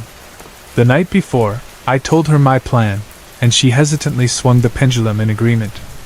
I reassured her she would be fine and wore the stone around my neck the next morning. On our way to San Francisco, we stopped at a Jack-in-the-Box. While in the restroom, I realized the stone had slipped out of the necklace and was gone. I was devastated. I searched everywhere, the toilet, the car, under the car, and all around, but it was nowhere to be found. Back home, I retraced my steps in the driveway, the bathroom, and even places I hadn't been in a while. I reluctantly accepted that she was gone for good, though I kept asking her to come back. Then, on September 26th, I was sitting at my computer when my husband grabbed a pop from his cooler near my desk. He bent down, picked something up, and placed it on my desk, asking, "What's this thing?" It was her. There she was, back in my hands.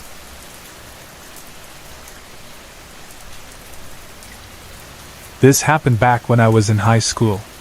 My friends, Melanie, Lauren, Freddie, Ash, my best friend, and I decided to skip one of our classes.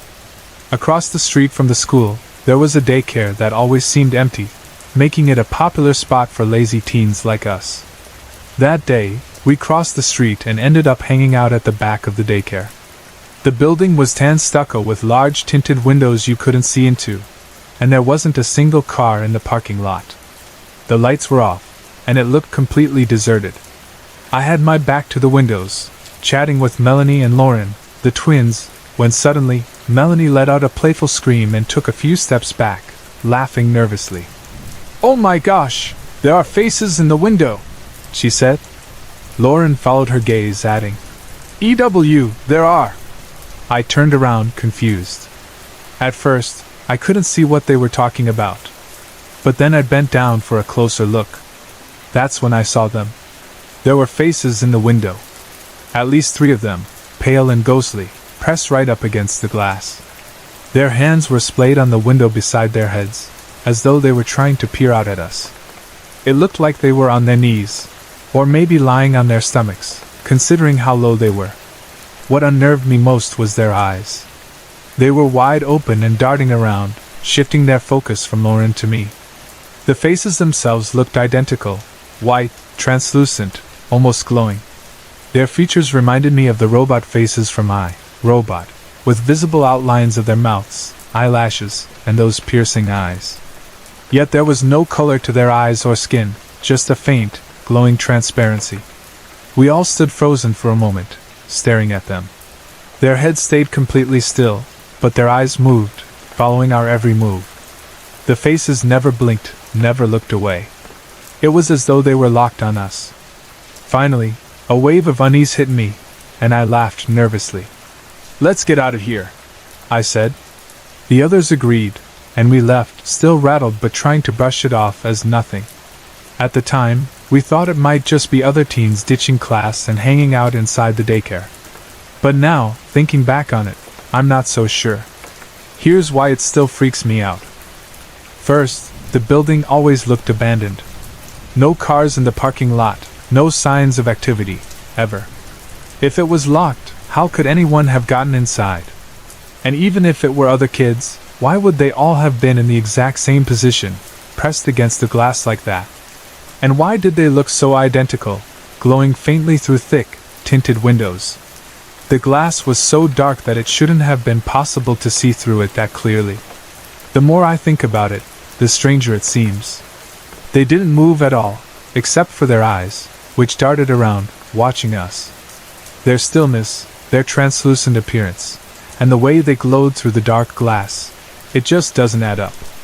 I'll never forget those faces, pressed against the glass, unblinking and identical. The only thing that moved was their beady little eyes, locked on us.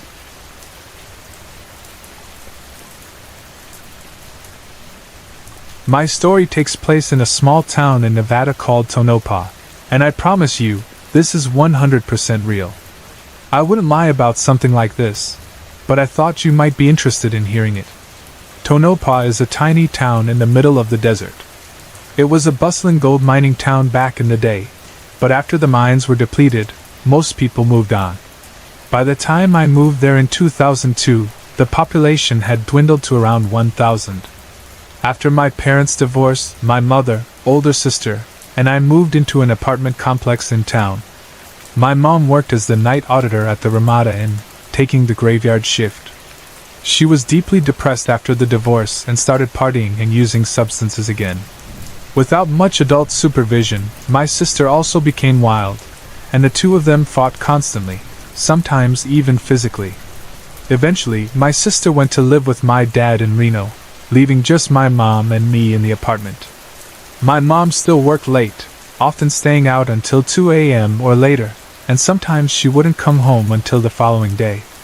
That left me home alone most nights, and that's when the strange, terrifying events began.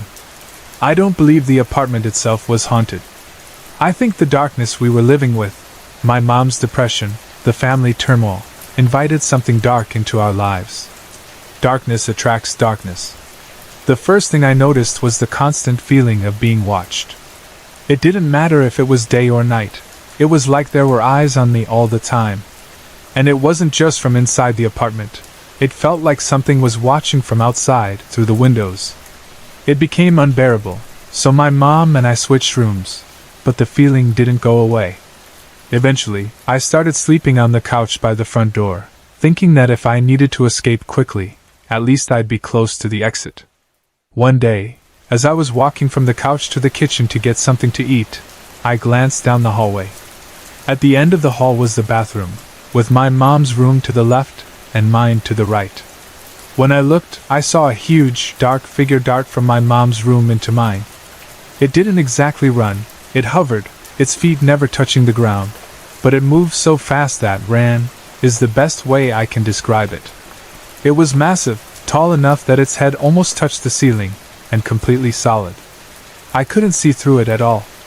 I was only 9 or 10, and it terrified me. From that moment on, I couldn't sleep. The only time I could rest was when I visited my mom at work. I would literally sleep at her feet behind her desk at the Ramada. She started to worry about me, and she admitted that she felt the watching eyes too, but she had to work to keep us afloat.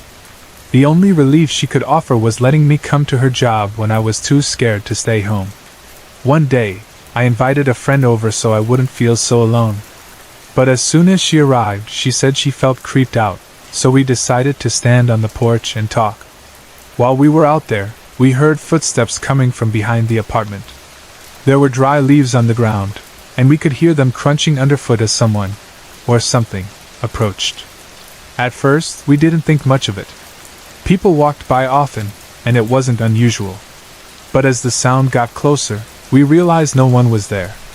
We stared, horrified, as we saw the leaves pressing down, forming the shape of a footstep, yet no one was visible.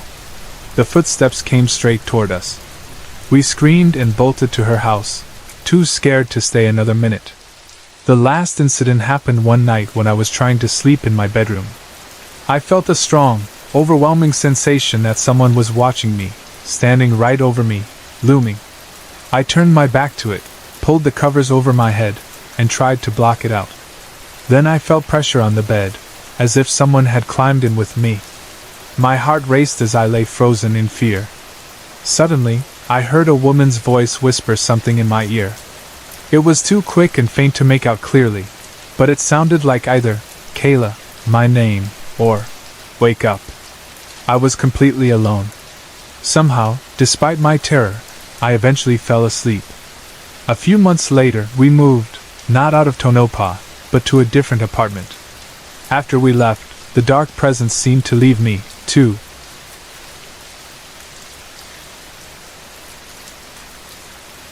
My story is about the spirit of a cat, or perhaps more than one, that has visited me over the years.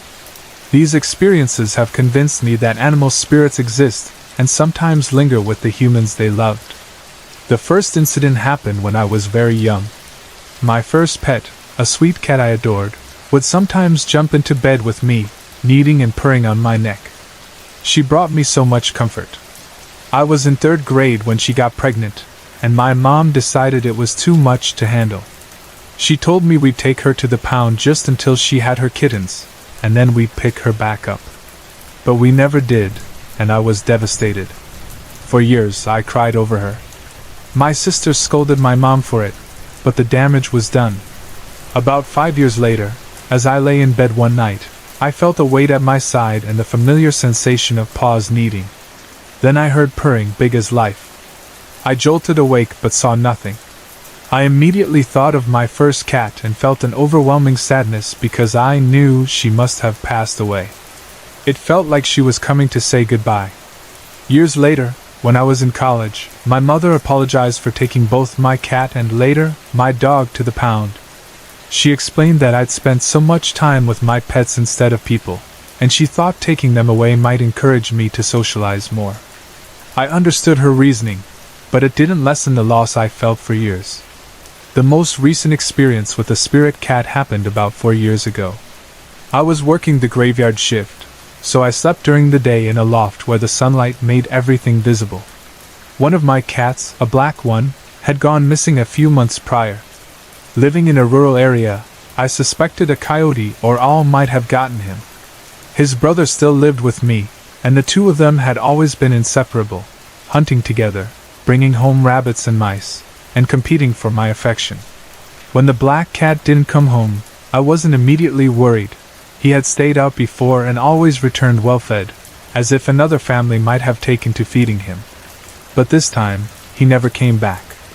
I searched for nearly a year, checking highways for dead cats, wondering if someone had taken him in, or fearing he had fallen prey to a pack of stray dogs. I even worried, in the darker corners of my mind, that something cruel, like Satanists, had harmed him. It made me sick to think about, so I clung to the idea that a coyote or owl had taken him. It was nature, at least, and not malice. Eventually, I had to accept that he was gone. Then one day, while lying in bed in the loft, I felt the unmistakable sensation of a cat jumping onto the bed. It moved close, but this time it stayed at my side rather than near my neck. I could see clearly that no cat was there, but the weight and warmth felt so real. I wondered if it was my missing cat, letting me know he was okay. Or maybe it was an unrelated spirit cat, drawn to the affection I gave to his brother, finding comfort and warmth with me for a moment. After his brother's disappearance, my other cat changed.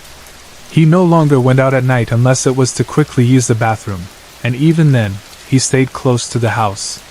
He'd carefully scan the area before venturing outside, visibly nervous. I think he may have witnessed his brother's death, or had a close call himself. He became much more cautious and rarely went out after dark. During the winter, he refused to go outside at all unless it was daytime, and I was there to let him back in immediately. This cat is still a fierce hunter. He recently brought a live cottontail rabbit into the house, sending my husband on a wild chase to catch and release it. But his nighttime adventures are rare now, and he's far more selective about what prey he deems worth his attention. From these experiences, I've come to firmly believe in animal spirits. I think they stay around after death because they're bonded to their humans, or perhaps enjoying their newfound freedom to cause mischief in the spirit world. Cats especially seem to take pleasure in stirring things up, even from beyond the grave. Eventually, though, they seem to move on, often coming back to say goodbye first. Maybe they find another happy life. Or maybe we'll meet them again someday. About 27 years ago, I had to leave town for a week on a work trip. Before I left, I called my grandmother, who lived in the same town as me. During the call, she told me to let her know when I got back so she could have me over for pot roast. We hadn't visited in a while, and I promised I'd call her when I returned. When I got back from my trip, it was late after hours of flying. Exhausted, I slept in the next day, which was a Saturday. The rest of the weekend was spent catching up, cleaning, organizing, and preparing for the busy week ahead. It happened to be Labor Day weekend, so I also had Monday off. On top of everything, I was taking a class at the local university, and trying to catch up on the material I'd missed while traveling. Between work, the class, and trying to get my life back in order, I hadn't called my grandmother yet to let her know I was home.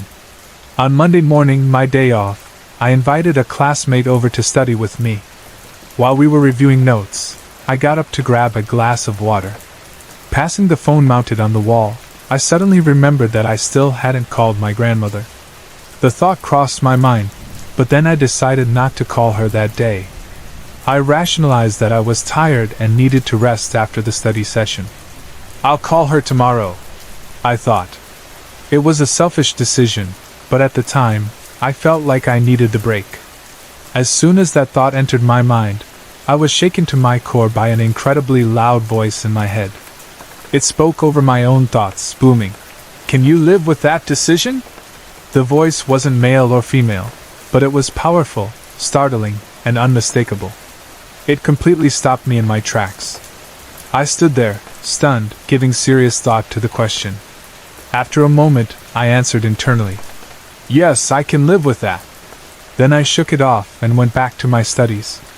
About 5 hours later, my brother called. He told me something was wrong with Grandma, and she was in the emergency room. I rushed to the hospital, but about 20 minutes after I arrived, we were told that they couldn't save her. My grandmother had passed away. It turned out that she had been cooking beans that morning and started to feel tired. She decided to lie down while the beans simmered. My grandmother was a deeply religious woman and always knelt by her bed to say her prayers before lying down. She was found by a nephew, still in the kneeling position, with her head and upper body collapsed onto the bed. The coroner said her heart had simply stopped. She hadn't been sick, and she was only in her 50s, so her sudden death shocked everyone. For years, I carried tremendous guilt for not calling her when the voice had warned me. I kept replaying that moment in my mind, wondering if I could have done something to change what happened. The voice gave me a choice, and I chose wrong, or at least that's how I felt. Looking back, I've come to understand that I made the best decision I could with the information I had at the time. I'm only human, and hindsight has a way of making things harder than they need to be. That doesn't erase the pain or regret, but it helps me accept that some things are simply out of our control. I've wondered many times about the source of that voice. It hasn't happened to me since, but I've questioned if it could have been my guardian angel or some other force trying desperately to get through to me. Perhaps it had to yell because I'm so thick-headed that subtlety wouldn't have worked. I'll likely never know for sure, but the experience has stayed with me ever since. Recently, I found out that my grandmother likely had a rare genetic heart condition that can cause sudden death. Knowing this has given me some peace, but it doesn't diminish the memory of that powerful, otherworldly warning, one that I'll never forget.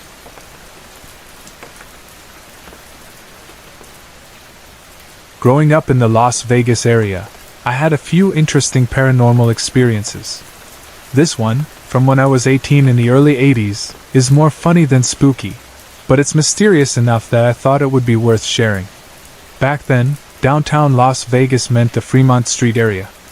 One evening, a friend and I spent our time wandering around, eating 50-cent shrimp cocktails, and even sneaking in a bit of underage gambling at the Horseshoe.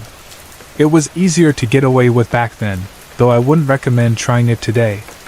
After we'd had our fill of fun, for some inexplicable reason, we decided to stop by a cemetery. It was 1 a.m., and we thought it might be creepy in a fun way, kids doing what kids do. The cemetery, somewhere off Main Street, was completely deserted and pitch dark. I pulled into an empty parking lot, turned off the engine, and we got out of the car. For about 20 seconds, we stood there by the car in total silence. There was no traffic on the nearby road, no other people, no noise at all. It was unnervingly quiet, and the atmosphere quickly went from fun spooky to just plain eerie. Without saying much, we both got the feeling that we needed to leave, immediately.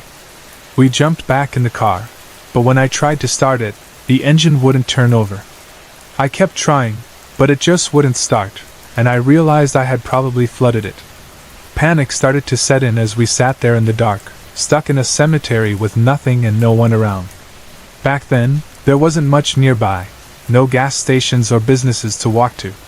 It was just us, the cemetery, and the unnerving silence. And then, suddenly, there was a car next to us, a cop car. It appeared out of nowhere. I hadn't heard it pull up, hadn't seen headlights, nothing. But there it was, parked right beside us. This wasn't your typical Las Vegas police cruiser though. The car and the uniformed officer stepping out of it looked like they belonged in a small, rural town out in the middle of nowhere, maybe with tumbleweeds rolling by. The cop, he looked more like an old-school sheriff, walked up to my window and asked, "Need a ride?" We eagerly said yes, desperate to get out of there. He motioned for us to get into the back of his car, and we did without hesitation. He drove us to my friend's house on 8th Street. On the way, everything seemed normal, but as we approached the house and he turned onto the street, the atmosphere shifted. The sheriff turned around to us in the back seat with a devilish smile and said, "Watch this. Your neighbors are going to love this." Then, with no warning, he flipped on his flashing lights and briefly hit the siren. At 2 a.m., my friend and I were mortified, but he was laughing, clearly amused by our reaction and the spectacle he just created. When we reached the driveway, he kept his flashing lights on while we fumbled with the door handles, struggling to get out. Eventually, he let us out, still chuckling, and we ran inside. As we looked back, he was sitting in the driveway, lights still flashing. The next day, I went back to the cemetery to retrieve my car. To my amazement, it started right up on the first try, as if nothing had ever been wrong with it. To this day, I have no idea why the car wouldn't start that night, or how the sheriff appeared so suddenly. His uniform and car looked decades out of date, and I couldn't shake the feeling that something about him was off. Was he a real person? Or was he sent to save us from whatever might have been waiting in that cemetery? I'll never know. But I'm still grateful for the rescue, strange as it was.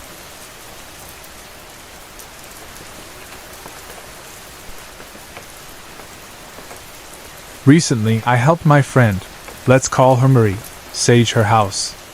She had brought her sister, who struggles with drug addiction, to stay with her for a while. Unfortunately, her sister didn't come alone. She brought something dark and unsettling with her. You might remember me mentioning a black glob in a previous story? Well, it decided to reappear in my life. I'm starting to wonder if these things are more common than I once thought. To give you some context about Marie, I've always considered her a medium, though she doesn't call herself one. She frequently has nights where she can't sleep because spirits won't stop talking to her. Sometimes I'll catch her reacting to things I can't see. Once, while we were smoking hookah in her backyard, she suddenly turned her head and snapped. "Can you leave me alone already?" Apparently, a spirit was sitting there, rambling about his pocket watch and wanting it repaired. When we Googled the brand he mentioned, we found out it had been discontinued in the 1600s.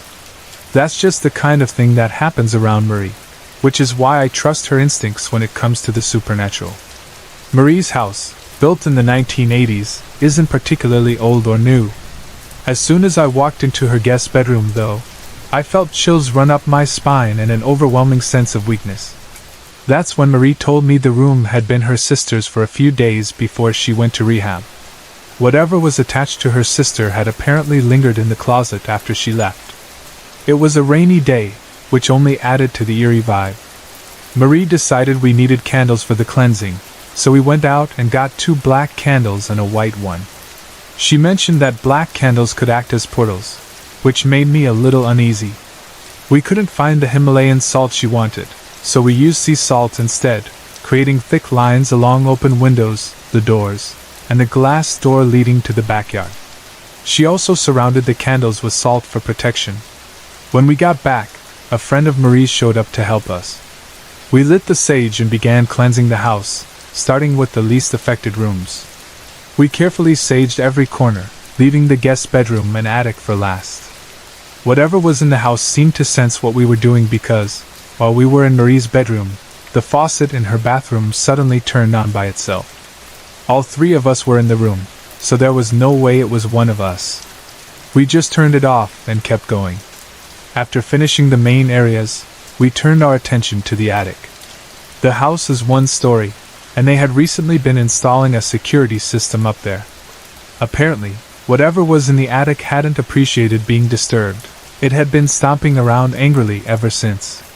As we saged the attic, the air felt tense, but after a while, the energy began to shift. I felt the room grow lighter, calmer, as if something had been expelled. Finally, we moved to the guest bedroom. Marie's friend stood in the doorway, while I stood near the dresser where one of the black candles was burning. Marie was beside me, closer to the closet. We saged every corner of the room, and when Marie brought the sage to the upper left side of the closet, things took a turn. Out of nowhere, we were hit by a sudden burst of air. Both of us screamed as it felt like something invisible barreled toward us. Marie's friend, still in the doorway, said she actually saw it, a dark shape flying toward us before retreating back into the closet corner. Marie held the sage there, and I could feel the energy in the room shifting again, as though something was being drawn out and sucked away. And then, just like that, it was gone. The oppressive feeling in the room lifted, and the space felt clean and safe again. It took a while to drive whatever it was out, but we succeeded. Since then, nothing dark has returned to Marie's house, and I have to say, it was a surreal but empowering experience.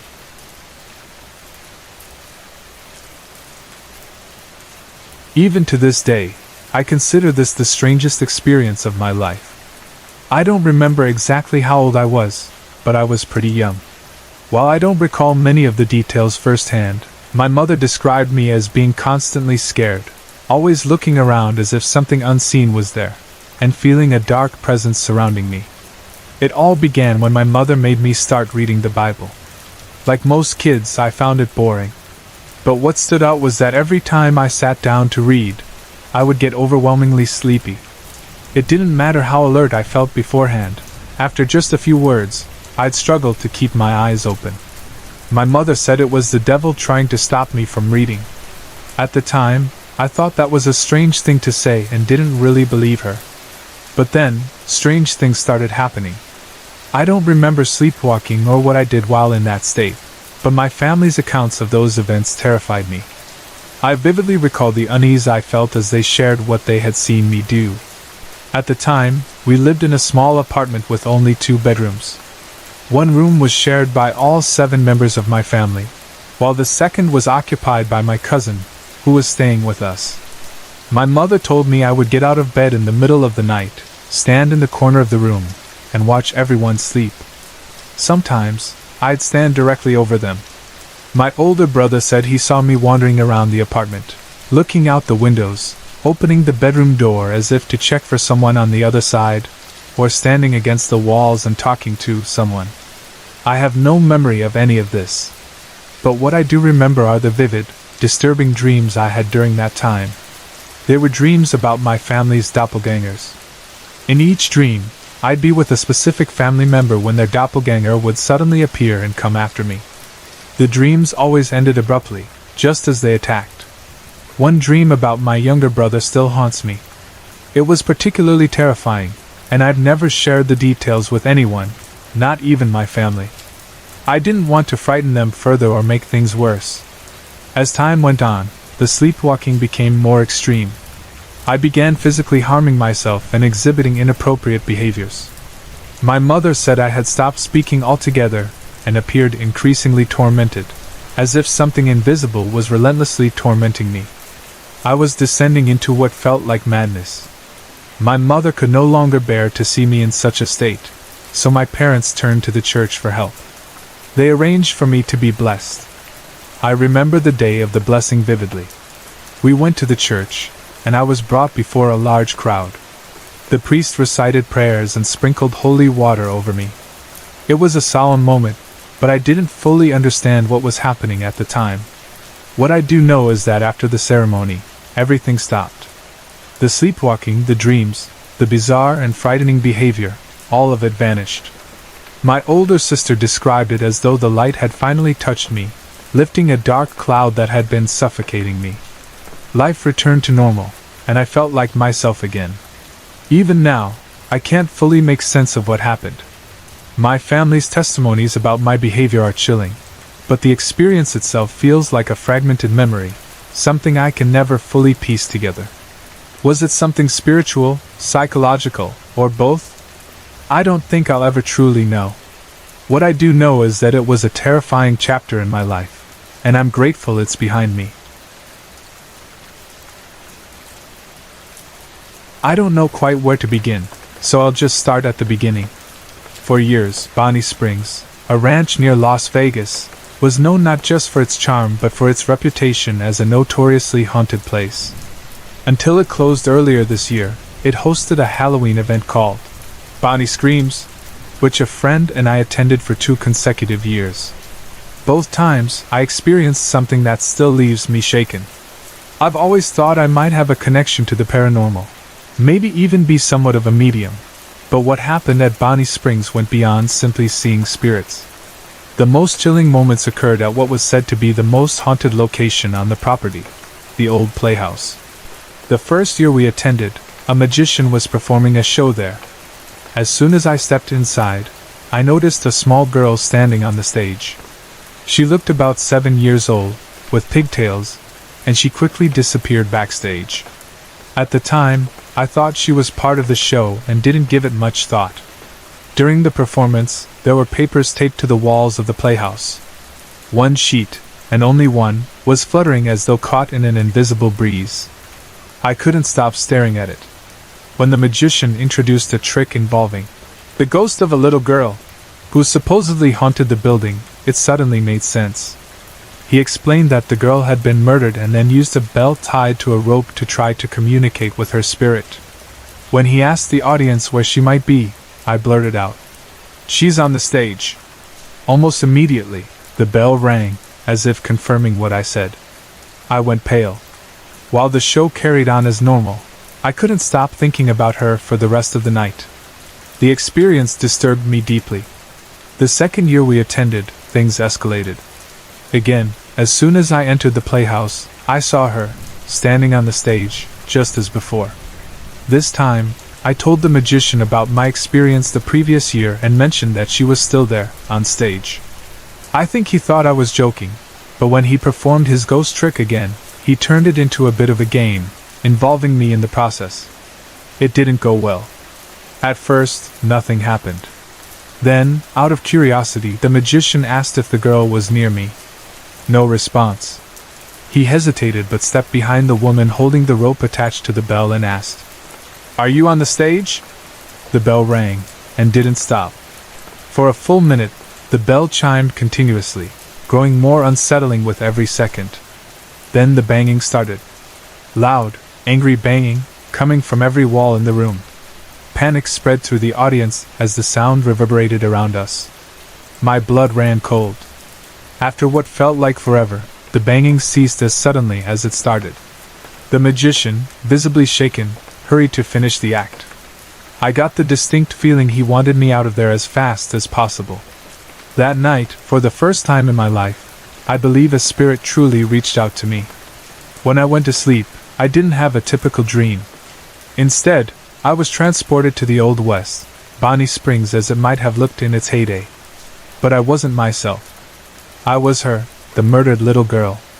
In the dream, I was being violently dragged by a man who stayed hidden in the shadows.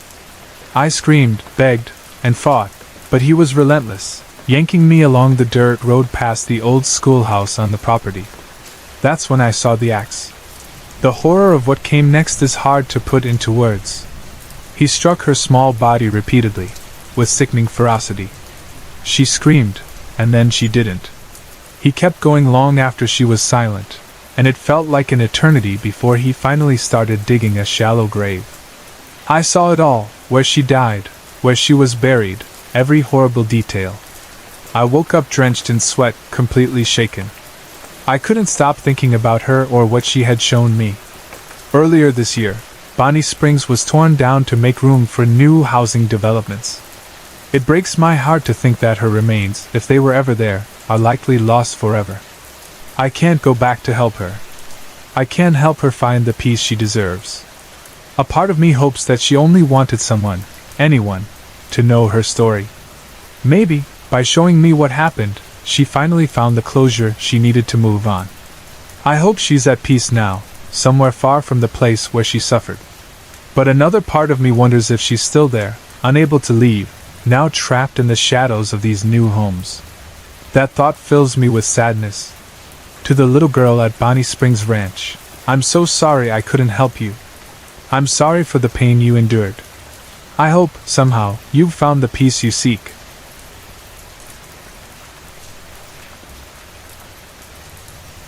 From the moment we moved into that house, I knew my parents wouldn't believe us. My best friend, Sabrina, and I often found ourselves huddled together, shaking, unsure of what might happen next. The house seemed to mock us with its strange occurrences. It started the first night I slept there. I was used to sleeping with my door open in our old house, where I always felt safe. But that night, as I lay in bed staring at the unfamiliar walls, I kept seeing shadows pass by my open door. Every time I sat up to look, the hallway was empty. Eventually, I turned over and tried to sleep, but the overwhelming feeling that someone was standing over me never went away. I never slept with my door open again. Sabrina and I used to try ghost hunting for fun, inspired by TV shows, though we rarely experienced anything. The first night she stayed over at the new house, we decided to stay up late and do each other's makeup.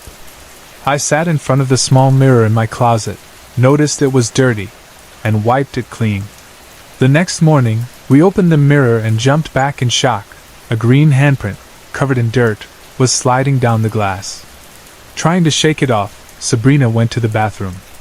When she returned, I accused her of closing the bathroom door to scare me. Her face went pale as she insisted. "I didn't!" The door was heavy, with a thick rug underneath that made it hard to close even with force.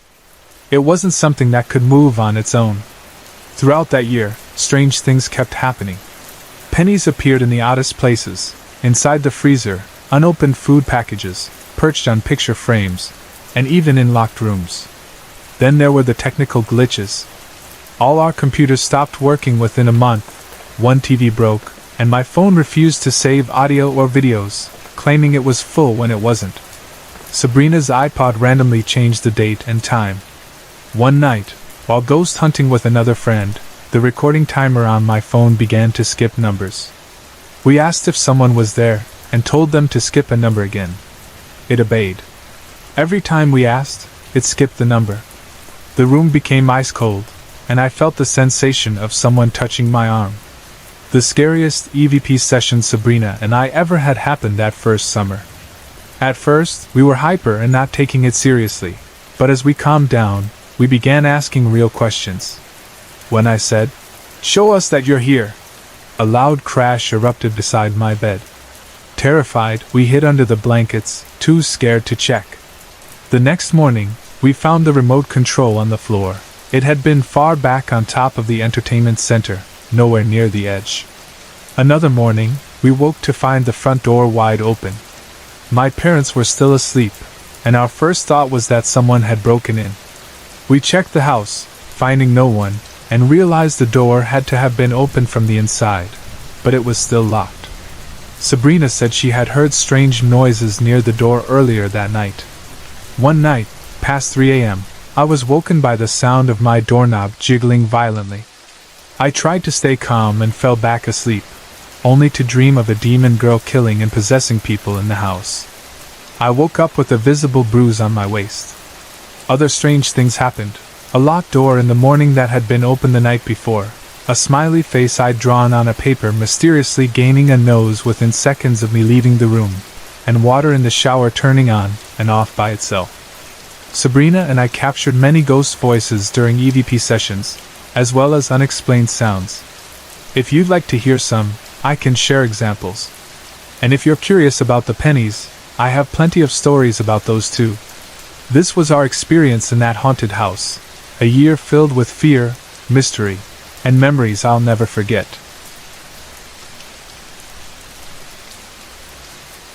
My experiences with the paranormal began during my childhood in England. The earliest memory I have is a recurring dream where someone led me to the river's edge in our garden, showing me bodies floating downstream. The people wore clothing from an older time period, and the dream happened so often that it became etched in my mind. Years later, I connected it to the plague that swept through Europe. Even though I haven't had that dream since we moved from that house, I can still vividly remember every detail. Another unsettling incident happened when my sister and I were heading to our playroom. I was following her when the door suddenly slammed shut in my face, locking her inside. We both screamed and frantically tried to open it, but it felt like someone was holding it shut from the inside. Eventually, we managed to get it open and ran straight to our room, terrified.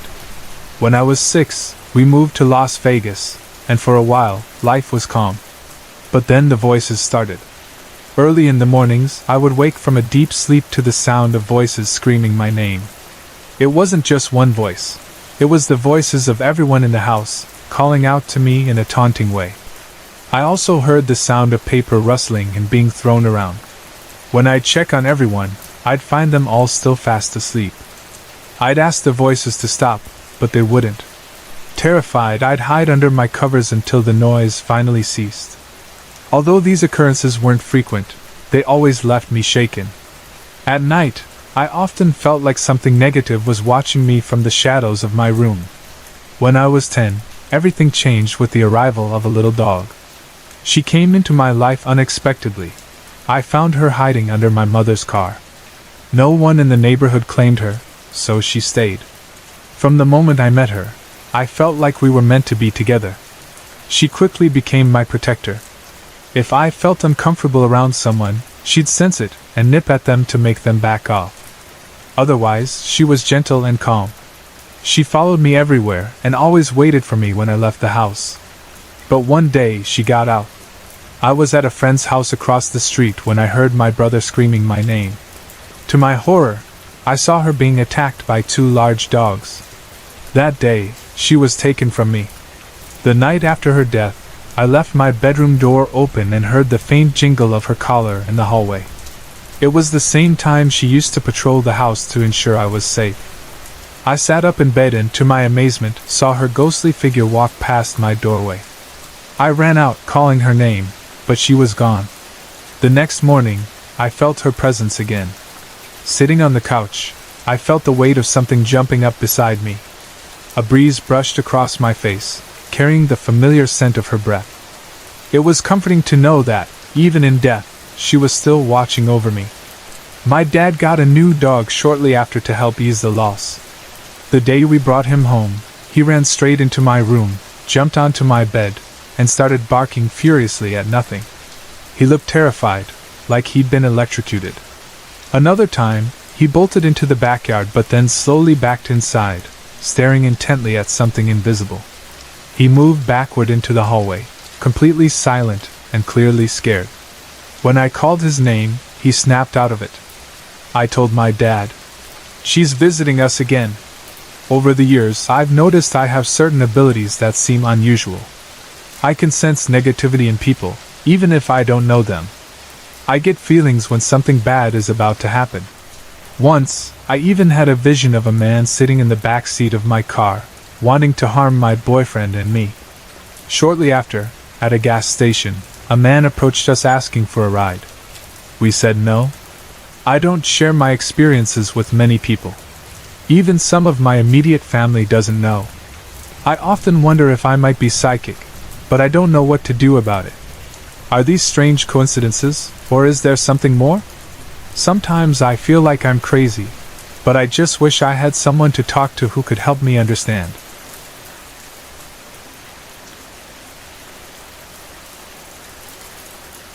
Mika was my childhood cat, a beautiful but mischievous Siamese Himalayan mix.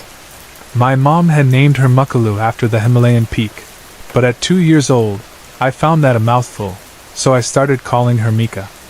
In her younger years, Mika was well behaved, but as she aged, she became a bit of a troublemaker. She didn't claw furniture or cause major damage, but she loved knocking things over just to be a nuisance. Her biggest quirk, though, was her insatiable appetite. She would eat her fill, wander off for a few minutes, then come back and meow endlessly for more food. At first, my mom kept her canned cat food stacked on the kitchen counter. Mika quickly figured out how to push the cans to the edge with her head, sending them crashing to the floor. We'd hear the clatter and know she was at it again, probably hoping the cans would burst open so she could eat. After one too many messes, my mom moved the cans to a cupboard, but Mika didn't let that stop her. We came home one day to find the cupboard door open and cans scattered everywhere. She was determined. Mika's curiosity extended to my canopy bed. One morning, while I was fast asleep, she jumped onto my bookshelf and then onto the canopy. Much to her surprise, the fabric wasn't a sturdy surface, and she came crashing down on top of me in a tangle of lavender, heart-patterned fabric. I woke up screaming, and Mika bolted. She did this a few more times over the years, probably just to mess with me. Mika passed away at 15. Her health had been declining for a while, so we knew it was coming, but that didn't make it any easier.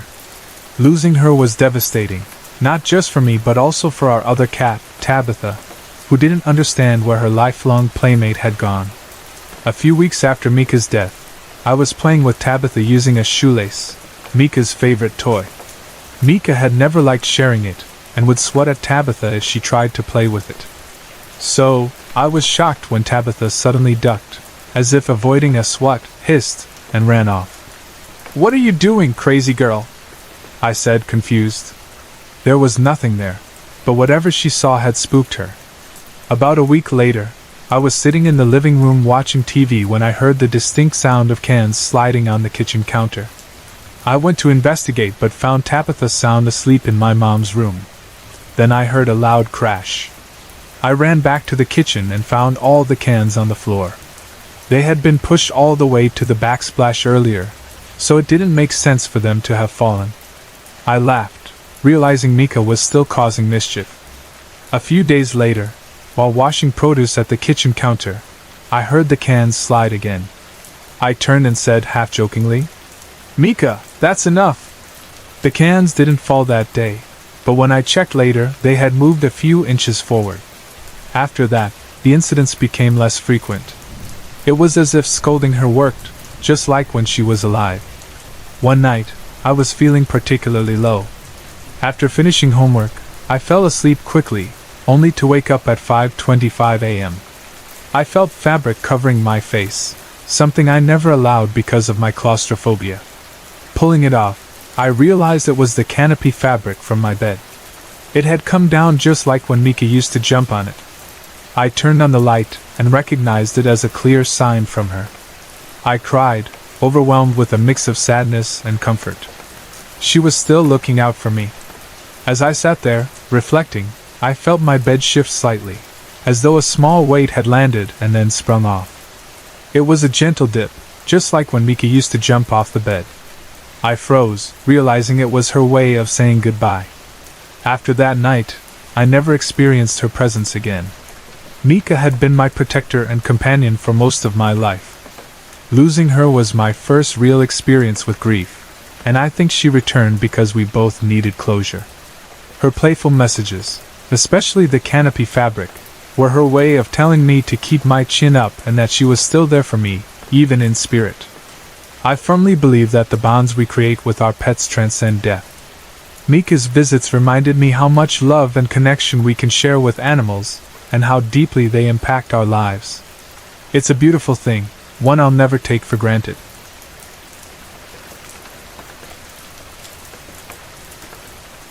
When I was 4 years old, my family, consisting of my mom, dad, and my almost 3-year-old sister, moved into a beautiful 2-story house in the suburbs of Las Vegas, Nevada. For my parents, it must have been a dream come true. We had previously lived in a small house in a rough part of town, and before that, in a cockroach-infested apartment. This was a fresh start. Excited to show off their new home, my parents invited friends over shortly after moving in. One of those friends was a priest my father had known for years. As my mother tells it, the priest asked to speak with my father privately in the backyard. Apparently, he urged my dad to leave the house, insisting something evil resided there. But my father, a skeptical man with no patience for spiritual matters, laughed it off. 14 years later, I wish he had listened. At first, everything seemed normal to us kids, but my mom later revealed that strange things had started happening almost immediately. My parents heard what sounded like large wings flapping in their bedroom at night, but whenever they turned on the light, the room was empty. Thinking something might be getting in through the fireplace, they stuffed it with beach towels, but the sound persisted. Their electric workout equipment began turning on by itself, even after being unplugged. The TV in their room occasionally turned on randomly as well, though less frequently. One night, my mom woke to see the glowing outline of a figure at the foot of their bed. She was paralyzed with fear. When she glanced at my father, she saw that he was awake too, staring at the same thing. After a few moments, my dad jumped out of bed and turned on the light, but the figure was gone. Our parents never shared these stories with us when we were young. They didn't want to feed our already overactive imaginations. Even so, my sister and I instinctively avoided our parents' room. It always felt cold and unwelcoming. I was terrified of the mirror in their bathroom, certain I'd see the reflection of a wild-looking woman emerging from the closet. Over time, I began singing religious songs or saying prayers aloud whenever I had to go into the room. Strangely, the air always seemed to get warmer when I did. It wasn't long before my sister and I had our own experiences. When she was about 4 and I was 6, she was playing alone in her bedroom when all our toy musical instruments started playing by themselves in the nearby playroom. She called out, asking if I was in there. I yelled back from the living room that I was downstairs watching SpongeBob. She quickly ran to join me, though she didn't tell me what had happened until years later. For me, the first strange experience came when I was about 8. I was sitting close to the TV in the playroom, watching a ghost hunting show. During a transition, the screen went black, and I saw the reflection of the room behind me. In the reflection, I noticed a tall, shadowy figure standing in the open doorway. Assuming it was my dad home from work, I turned around, but no one was there. Panicked, I turned off the TV and bolted downstairs to join the rest of my family. Footsteps in the attic and on the stairs became a nightly occurrence. My sister and I would lie awake, listening. Worse, whenever I went downstairs, I'd imagine a wild-haired woman with sharp teeth grabbing me and throwing me down the stairs. It was a terrifying thought I couldn't shake. Things escalated after I had my first Holy Communion in 3rd grade. One night, I woke up at exactly midnight and noticed the red light on my smoke detector, which was normally green. As I sat up to investigate, I saw a woman in my doorway. She wore a light blue, high-collared nightgown, and her white hair was piled on top of her head. Her face alternated between a skull and a blank, featureless visage. She swayed back and forth, leaving trails of light as she moved. Terrified, I called out, "Mommy?" She shook her head. "Sissy?" Again, she shook her head. Desperate, I asked, "Grammy?" She grinned at me. I screamed and hid under my blankets, pinching myself to make sure I was awake.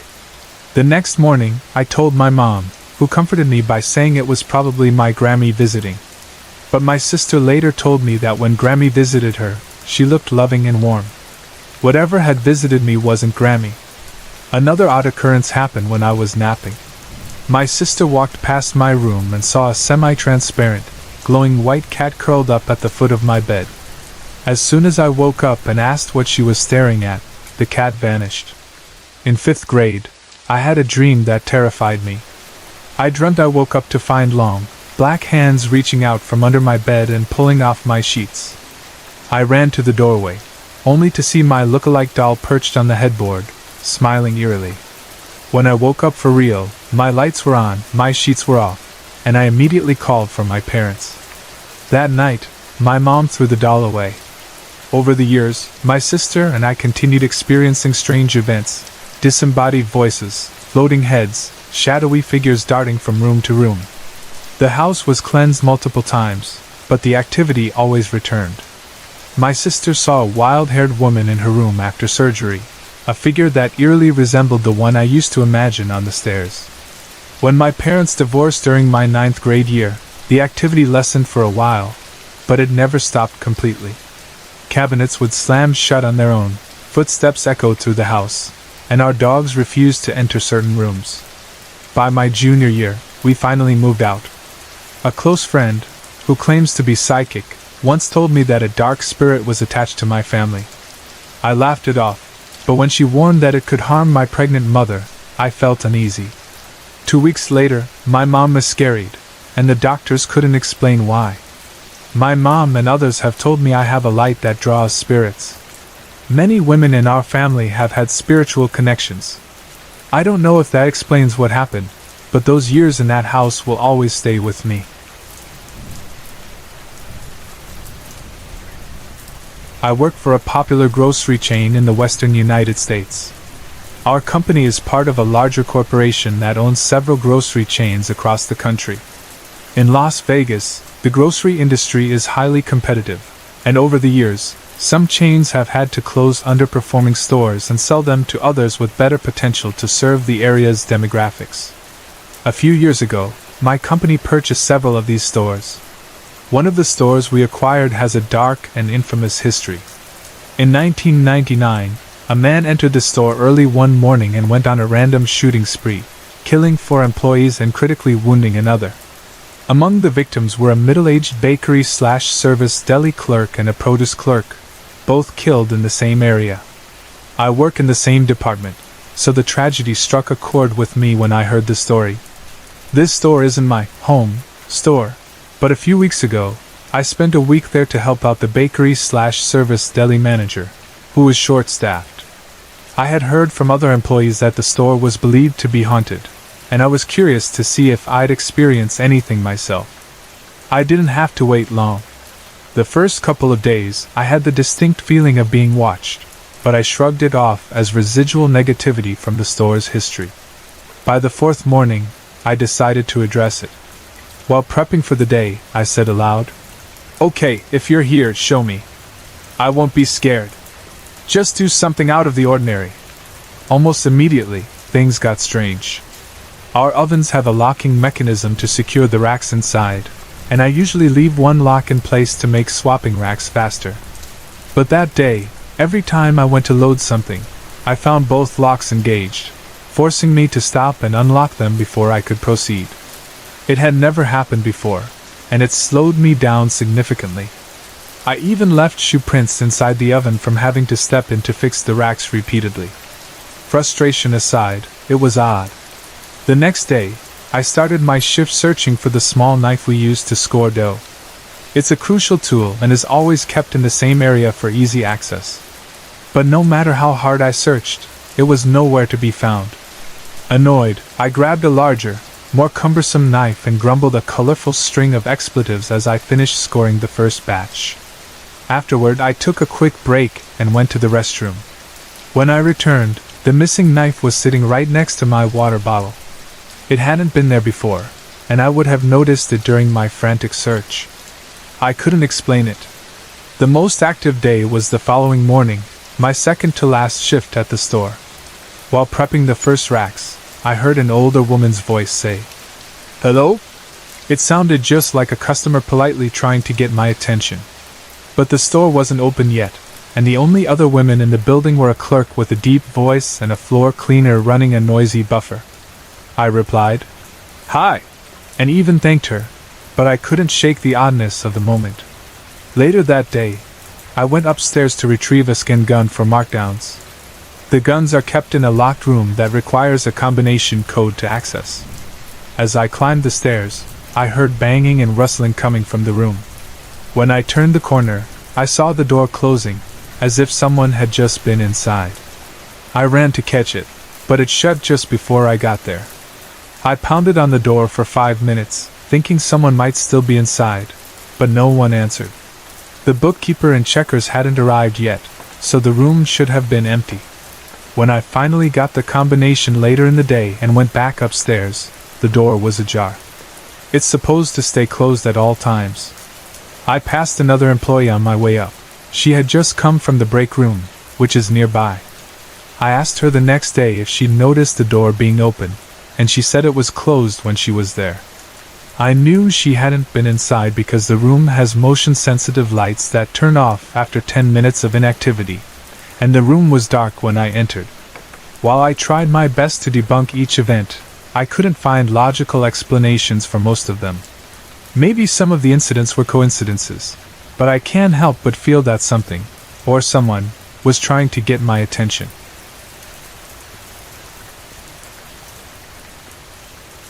When I was a teenager, my mom, younger brother, and I moved in with my 2 aunts and grandparents. My mom had been diagnosed with recurring cancer about 8 to 9 months after my dad left us, and we couldn't afford to pay rent on our own. We shared the master bedroom, which was huge, with a small hallway at one end leading to a bathroom, flanked by closets. My bed was on one side of the hallway, while my mom and brother shared a bed on the other side.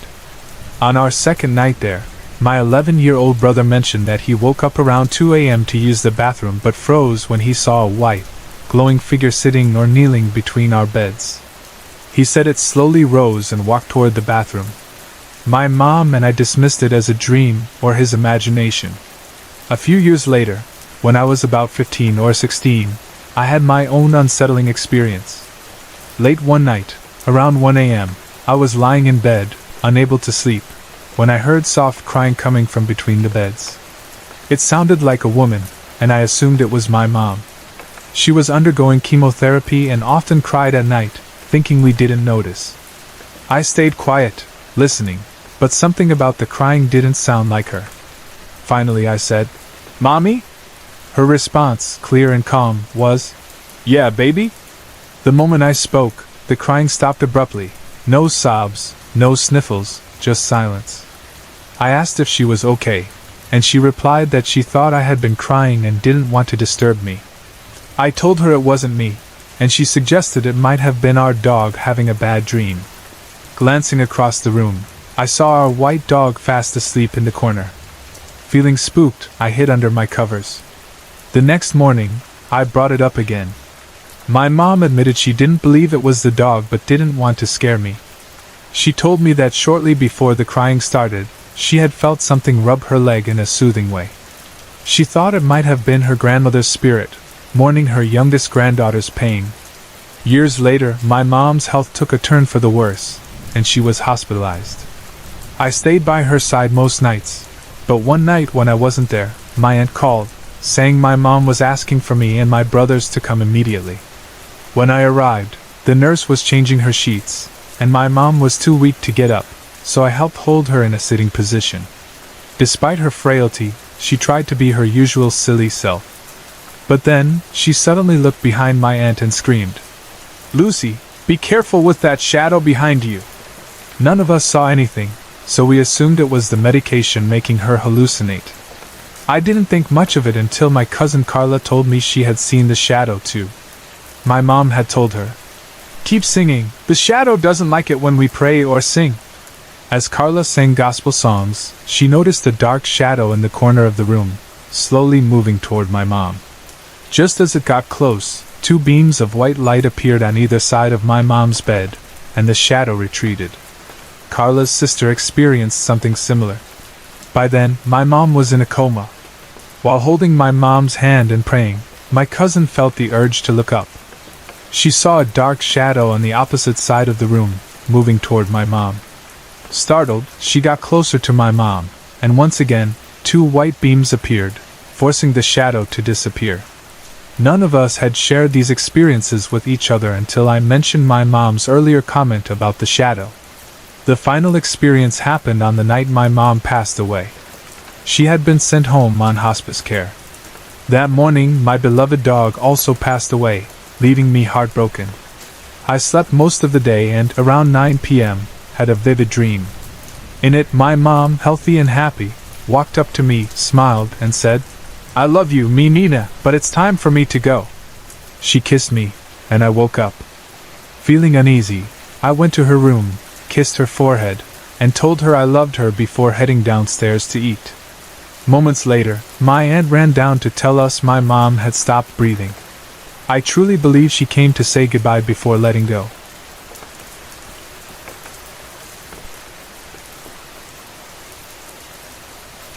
I've never actually seen a ghost or had definitive proof of something paranormal, but throughout my life, I've experienced strange things that have left me unsettled. This is a collection of those moments, though the more recent events seem to connect them all in a way that's hard for me to ignore. Apologies if this feels a bit unorganized. This is just how it's all played out in my mind. For as long as I can remember, I've been fascinated by the paranormal. Once I had access to the internet, I'd spend hours researching ghosts, demons, and the unexplained. Because of this, people around me have always dismissed any strange experiences I've had, saying it's just my overactive imagination or paranoia. But there are things I've experienced that feel too real to ignore. I've always felt watched, even when I'm alone. It's this constant, subtle awareness that something or someone might be nearby, even when there's no logical reason for it. I don't remember a time when I truly felt alone. It's always been like a shadow lingering just out of sight. To cope, I've developed the habit of keeping myself engaged in conversations or distractions so I don't spiral into fear. One of the earliest unexplained things I can recall involves stereos. They would randomly turn on, blaring at full volume, no matter where I was. Once, in second grade, I was in reading circle when the classroom stereo suddenly turned on full blast. The entire class, including the teacher, was startled, but no one could explain why it happened. This type of event has followed me for years. Every house I've lived in has had certain spots or rooms that my dog fixates on. She'll sit and stare at these spots for long stretches or even bark at them for no apparent reason. This has been a consistent pattern as far back as I can remember. There are also rooms I instinctively avoid at night. Some spaces give me chills and an overwhelming sense that something bad will happen if I linger too long. I refuse to turn my back to them, as if keeping them in my peripheral vision might somehow protect me. Since moving into a new house a few months ago, I've started hearing knocks on the other side of my closet door. It happens mostly at night but occasionally during the day. For weeks, no one else heard it, which made me feel like I was losing my mind. But then one night, the knocking was so loud that my mom heard it from her room. She shrugged it off, but for me, it was terrifying. I can't explain it, and it continues to happen. 2 nights ago, something happened that left me shaken in a way I've never experienced before. It was around 1:30 a.m., and I was chatting with a friend on MSN. He was telling me about an experience he had with a Ouija board and a girl he supposedly contacted. As the conversation turned spooky, the TV in my room, stuck on a DVD menu screen for days because I was too lazy to reset it, suddenly turned off with a loud pop. As the light faded from the screen, the room filled with an odd warmth, almost like it had reverted into the television. At the same time, the clock started flashing, my chat client disconnected, and my fingers began to sting. I was frozen, unable to move for about 30 seconds. When I finally regained control, I bolted out of the room and spent the rest of the night sitting outside my aunt's bedroom, too terrified to go back in. Usually, daylight brings me a sense of relief, but not this time. The fear has lingered. Now, whenever I enter that room, I feel weak and panicky, like the space itself is charged with something negative. I even feel uneasy talking about what happened while inside the house, as if whatever it is can hear me and knows I'm discussing it. I can't help but wonder if my fascination with the paranormal has somehow invited these experiences into my life. Could my constant research and curiosity have attracted something to me? Is it possible for spirits or entities to know when I'm talking about them? Or maybe it's all in my head, paranoia fueled by years of obsession with the supernatural. But if it's just paranoia, how do I explain the stereo turning on, the knocking, my dog's behavior, or the TV shutting off at that exact moment? I don't know what to believe. Part of me feels like I need to stop thinking about it, to stop fueling whatever this is. But another part of me wants to keep searching for answers, hoping to understand whether these experiences are random coincidences, tricks of my mind, or something more. If anyone else has felt this way or experienced similar things, I'd love to know how you've dealt with it. I'm not sure if I'm looking for validation or a way to move forward, but right now, I just want to stop feeling so unsettled all the time.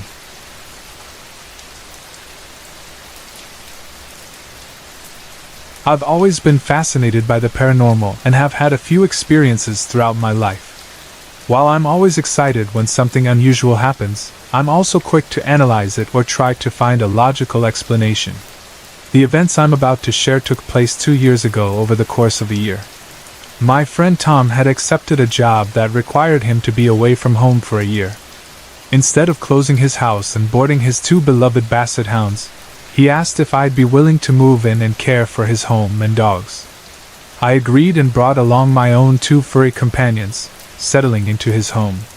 Tom's house had a distinctive layout. Upon entering, there was a staircase to the left leading to the 3 bedrooms and bathrooms upstairs. Down the hall to the right was the master bedroom, while to the left were the 2 other bedrooms and a shared bathroom. From the upstairs hallway, there was a balcony overlooking the living room below. I never felt completely comfortable upstairs and avoided going there whenever I could. Often, when I was downstairs sitting on the sofa, I'd feel like someone was watching me. The feeling was strongest near the upstairs balcony, as if someone were standing there, observing me. It wasn't just the sensation of being watched, it felt judgmental, like I was under scrutiny. Sometimes it was so intense that I'd whip around, fully expecting to see someone. But of course, no one was ever there. Every evening, Tom's dog Trixie would head upstairs to sleep on his bed. Without fail, as soon as she reached his room, she would stop at the doorway and bark, as if something had startled her. What really unnerved me was the rustling sound that often followed her barking, like someone had been caught in the act of doing something they shouldn't. She would watch intently for a moment before eventually walking into the room and settling down to sleep. Although unsettling, I brushed it off, convincing myself it was just my imagination. The most startling incident happened on a beautiful spring afternoon. I had fallen asleep on the couch when I was jolted awake by the sound of footsteps, multiple sets of them, running up and down the stairs. The sound repeated over and over, the footsteps bounding loudly. Assuming the dogs were roughhousing, I sat up to scold them. But to my surprise, the stairs were empty. I was confused, but the realization hit me when I remembered I had locked all the dogs in the garden to enjoy the weather. Whoever, or whatever, was responsible for the noise clearly wasn't my dogs. Another strange occurrence involved the shower curtain in the upstairs bathroom. It was a sequined, decorative curtain that refused to stay on the rod.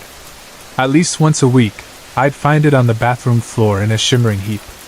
The curtain was never torn or damaged, but it simply wouldn't stay put. No matter how securely I rehung it, I'd always find it on the floor again. I couldn't think of a reasonable explanation, but the absurdity of it made me laugh. As the months went on, I began to suspect that the strange happenings were the behavior of mischievous children. One particular experience seemed to confirm this theory. I was in the kitchen, pulling dinner out of the oven, when I felt a sharp tug on my shirt. It wasn't a pull outward but downward, like it was being yanked by someone much shorter than me. Before I could react, I heard a light, playful giggle behind me. The sound sent chills down my spine, and I couldn't help but shout, "That's not nice!" Similar small events continued to happen throughout the rest of the year. I made my peace with the idea that I might be caring for more than just basset hounds, but I still felt uneasy about the presence near the upstairs balcony. Even now, I can't help but feel watched when I think about it.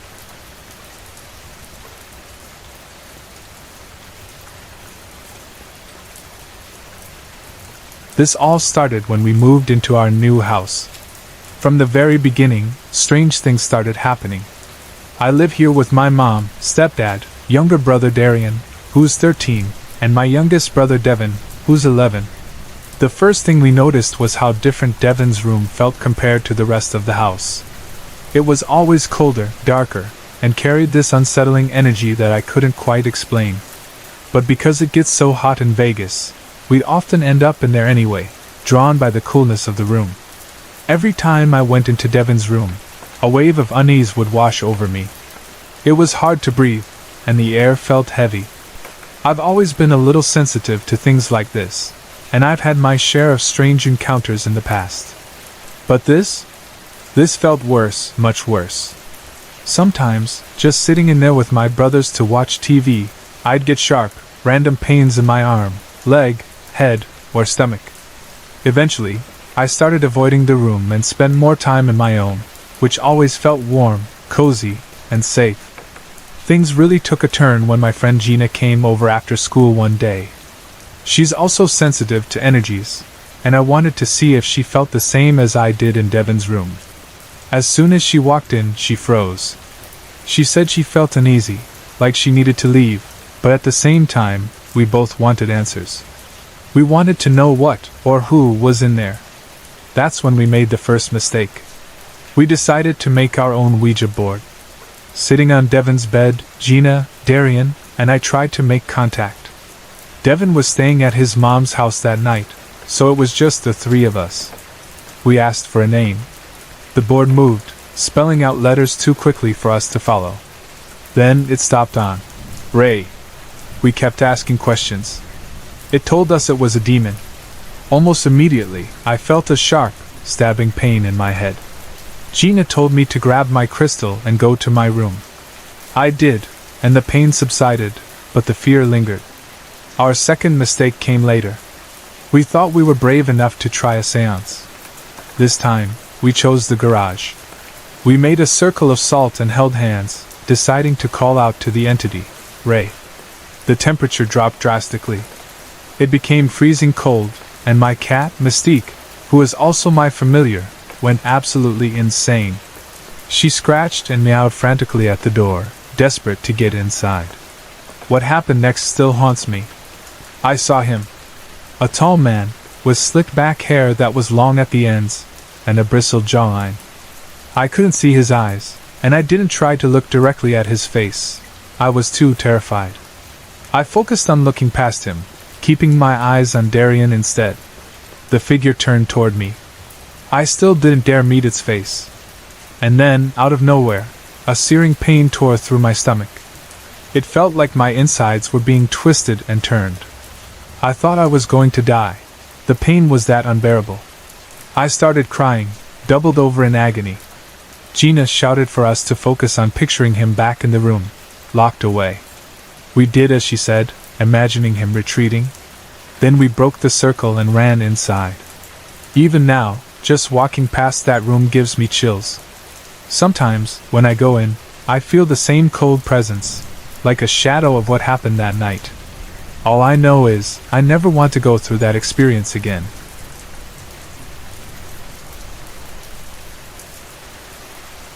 My name is Teresa, and I'm 15 years old now, but this all began when I was 13. It was about 6 months after we moved into a new house. It wasn't much, an old mobile home with its fair share of problems, but it was ours. I had just moved into my own room, which felt like a big deal at the time. But almost immediately, strange things started happening. My closet was fairly large, with sliding doors made of glass, rolling mirrors. At the time, I didn't know that mirrors are sometimes thought to be gateways for the dead. To make my small room feel bigger, I hung mirrors everywhere, not realizing the potential consequences. In my room, I also had an old Ouija board that I'd picked up secondhand. A few weeks earlier, I tried using it with my mom, but it had been a half-hearted attempt that didn't seem to work. What was strange, though, was that after we put it away, the box started glowing green. I thought maybe it was an open portal, but I didn't know for sure. Once I was settled into my room, I started noticing odd things. The mirrors on my closet doors would shake for no reason. Whenever it happened, I'd tell it to stop, or I'd acknowledge, "I know you're here," and it would stop. Drafts would move through my room even when the windows were closed. But the scariest part was the sound of something punching the walls, sometimes once, sometimes several times in a row. Every night when I went to bed, my bed would start shaking. I tried everything to recreate the movement myself, but nothing I did could explain it. It felt like someone physically standing there, grabbing the bed, and shaking it. The most disturbing moments were when objects were thrown at me. Once, my headphones were hurled at me, hitting me hard enough to leave bruises. Other times, my keyboard and random items from my desk would fly across the room. I still have scars from cuts I received during those encounters. My mom had her own experiences too. She once told me that while she was talking to my little sister in the kitchen, something kicked the refrigerator so hard it jumped and moved a few inches. Another time, while I was away on vacation, she called me at the hotel, terrified. She said she could hear stomping, banging, and things being flung around the house. I wasn't surprised. I simply told her, "It's Caleb and Dan Ice," naming the entities I had been dealing with. Caleb was the one attached to me, and Dan Ice was tied to a friend of mine. Over time, I made the mistake of befriending Caleb. I thought he was just another spirit, even after learning he was a demon. I convinced myself it wasn't a big deal and pretended it was normal. After we moved out of the mobile home, I learned the truth. Caleb is an incubus and a high-ranking demon. My little brother once described seeing him as a massive black dog, but I've seen his true form. He's about 7 feet tall, with long black hair that reaches his ankles. He has no eyes, and I don't know how old he is, but I know he's a fallen angel who was with Lucifer during the fall. I've met other demons too. Dan Ice, for instance, is a Nikael, an Egyptian cat demon. Then there's Nikki, a familiar demon who also appears as a cat. Despite everything, I must admit something that might sound strange. I've fallen in love with Caleb. I know what he is, but I believe, deep down, that he's a good person. Many people I've spoken to have had similar experiences, and have even claimed to have met Caleb. My parents, however, believe he and the others are just figments of my imagination. But I know what I've experienced, and it's very real to me.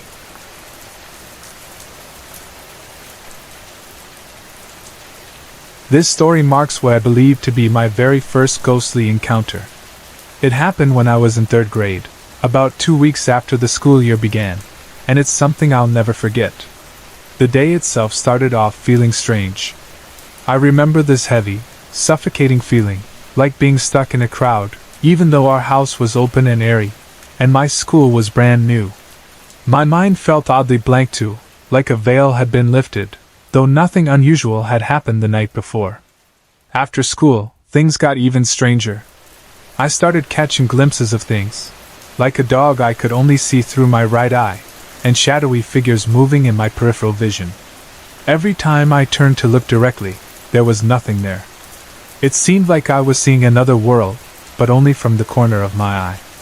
That evening, my little brother Spencer and I were having a drawing contest in the dining room while our parents watched TV in the living room. As we drew, we heard the unmistakable sound of scurrying paws and claws on the floor, coming from the kitchen. We both looked up, but there was nothing there. Thinking it might have been our cat Shadow, we called out to our parents for help. That's when we learned Shadow was sitting on our dad's lap, and our dog Toil was outside in the backyard. Just as we were trying to make sense of the noise, one of the dining room chairs slid a few feet across the floor. Spencer and I panicked and ran to our parents, yelling that something was in the kitchen. Our mom searched the area but found nothing, though I kept catching glimpses of something dark in the corners of the room. It didn't look like normal shadows, it was denser, moving as though it had a mind of its own. Eventually, we gave up searching and joined our parents in the living room, trying to shake off the unease. Later that night, Shadow was curled up on my lap while I watched cartoons. I started hearing soft purring and meowing nearby, but it wasn't coming from Shadow. Slowly, the sounds changed into hissing and yowling, coming from behind me. It was loud and eerie, but no one else seemed to hear it, not even my parents sitting nearby. When it was time for bed, Spencer and I joked about the strange chair-moving incident, saying maybe one of our drawings had come to life. But when I told him about the hissing and yowling, he looked scared and didn't want to turn off the lights. Eventually, our dad made us go to bed and turned off the light himself. Lying in the dark, I couldn't sleep. It wasn't fear keeping me awake but this strange, cramped feeling, like I needed to make room for someone. I scooted closer to the wall, trying to ignore it. Hours passed, and I finally started dozing off. Then I heard it, purring. Shadow was under Spencer's bed, but the purring sounded louder and more unsettling than usual. Suddenly, the purring turned into a deep, snarling sound, like Shadow was being choked and force-fed at the same time. My heart raced as I jolted up to check on her. Shadow's green eyes glared at me from across the room, her fangs bared as she hissed and snarled. She hadn't moved from the foot of Spencer's bed, but her eyes locked onto me, unblinking. Then, without warning, she leapt at my bed, claws outstretched. I instinctively grabbed my pillow and used it as a shield while she scratched and tore at it, trying to get to me. All I could do was scream, too scared to fight back. This was my beloved pet, my friend. I couldn't bring myself to hurt her. I heard footsteps rushing to the door, and my dad burst in, turning on the lights. The moment the light flooded the room, everything stopped. Shadow collapsed at the foot of my bed, limp and lifeless. Spencer sat up, staring in horror as I clutched my pillow, trembling. Shadow had never acted this way before, not even close.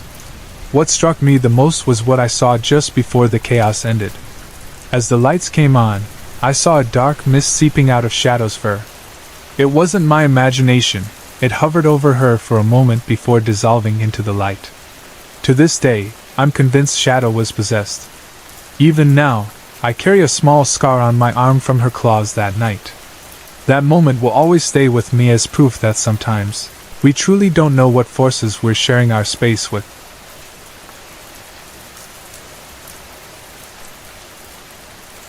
My name is Teresa, and I'm 15 years old now, but this all began when I was 13. It was about 6 months after we moved into a new house. It wasn't much, an old mobile home with its fair share of problems, but it was ours. I had just moved into my own room, which felt like a big deal at the time. But almost immediately, strange things started happening. My closet was fairly large, with sliding doors made of glass, rolling mirrors. At the time, I didn't know that mirrors are sometimes thought to be gateways for the dead. To make my small room feel bigger, I hung mirrors everywhere, not realizing the potential consequences. In my room, I also had an old Ouija board that I'd picked up secondhand. A few weeks earlier, I tried using it with my mom, but it had been a half-hearted attempt that didn't seem to work. What was strange, though, was that after we put it away, the box started glowing green. I thought maybe it was an open portal, but I didn't know for sure. Once I was settled into my room, I started noticing odd things. The mirrors on my closet doors would shake for no reason. Whenever it happened, I'd tell it to stop, or I'd acknowledge, "I know you're here," and it would stop. Drafts would move through my room even when the windows were closed. But the scariest part was the sound of something punching the walls, sometimes once, sometimes several times in a row. Every night when I went to bed, my bed would start shaking. I tried everything to recreate the movement myself, but nothing I did could explain it. It felt like someone physically standing there, grabbing the bed, and shaking it. The most disturbing moments were when objects were thrown at me. Once, my headphones were hurled at me, hitting me hard enough to leave bruises. Other times, my keyboard and random items from my desk would fly across the room. I still have scars from cuts I received during those encounters. My mom had her own experiences too.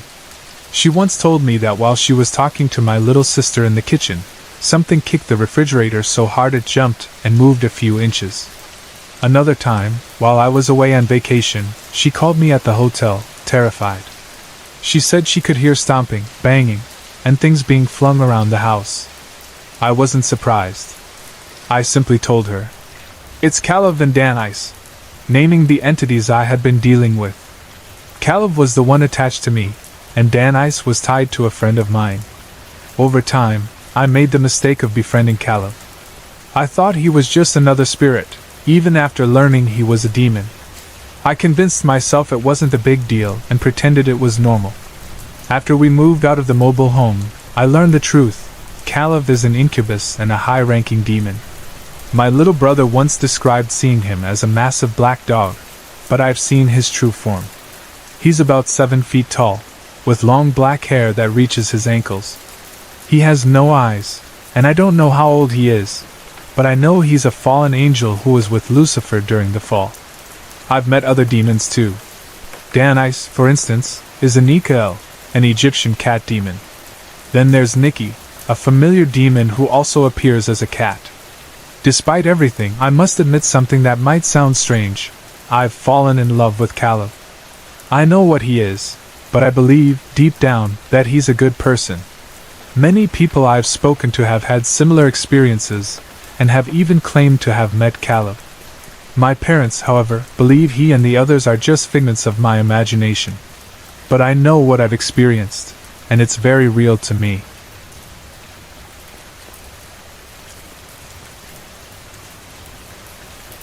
In October of 2002, I moved into my very own townhouse. I was 19, a single mother of a 1-year-old, and excited to start fresh. But soon after moving in, my son seemed terrified to sleep in his room.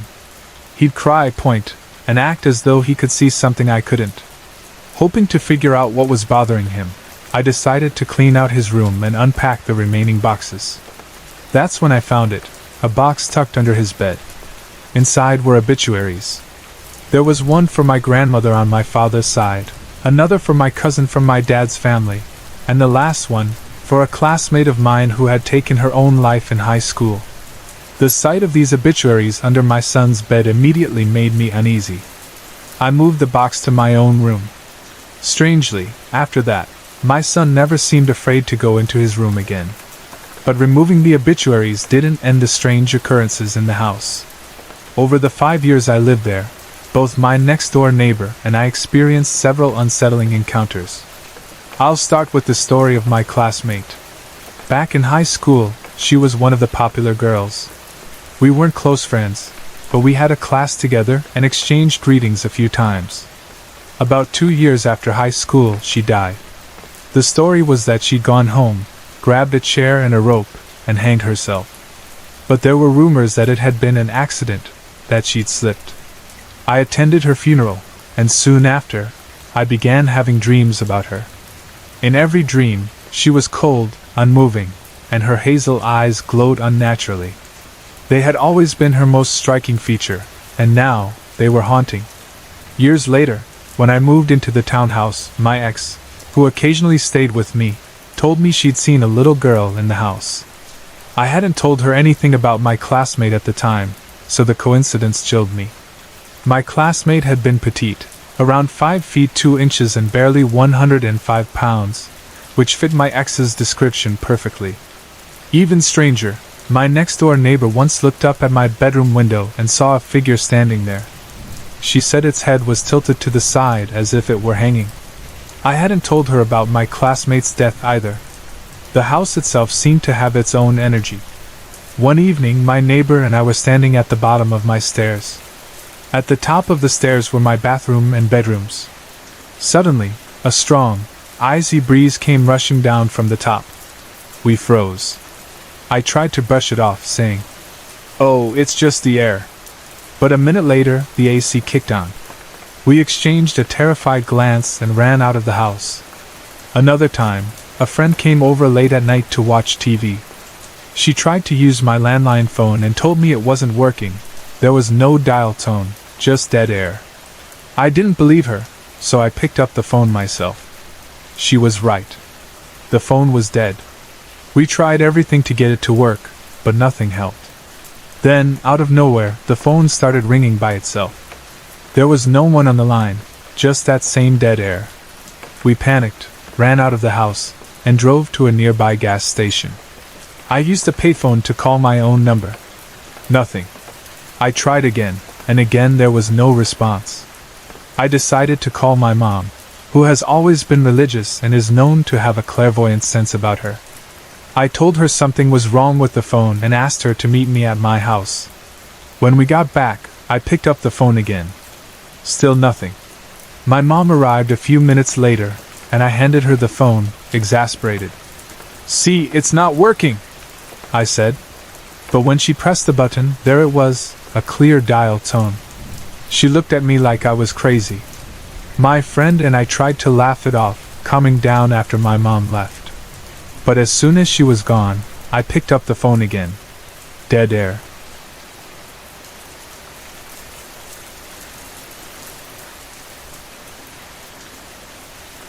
I have to admit, I've always been fascinated by the supernatural. Watching my favorite show, Taps, aka Ghost Hunters, kept my curiosity alive, even though I'd never had an experience of my own.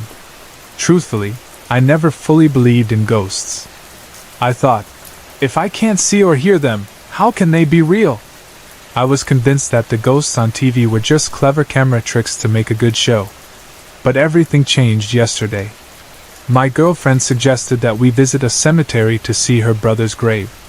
He had passed away at the age of 4 in a tragic accident. Another child around his age had held him underwater too long, causing him to drown. I decided to bring along a Sony handheld mini cassette recorder and an 8.1 megapixel digital camera, thinking it would be the perfect chance to test this whole EVP, electronic voice phenomenon, thing. When we arrived, I pressed record on the cassette recorder and went about the visit. My girlfriend and I were talking near her brother's tombstone, while my 5-year-old son played in the grass behind us. At one point, he tripped where the grass met the pavement, and I ran to check on him. "Are you okay?" I asked. "Yes," he replied. I told him to be more careful, brush the grass off his knees, and let him continue playing while I returned to my girlfriend. On the way back to her brother's grave, I noticed a tombstone with the name Olga carved into it. Feeling a little silly but curious, I asked, "Is there anyone here with me who would like to have their voice heard? Can you tell me your name?" I heard nothing and walked away.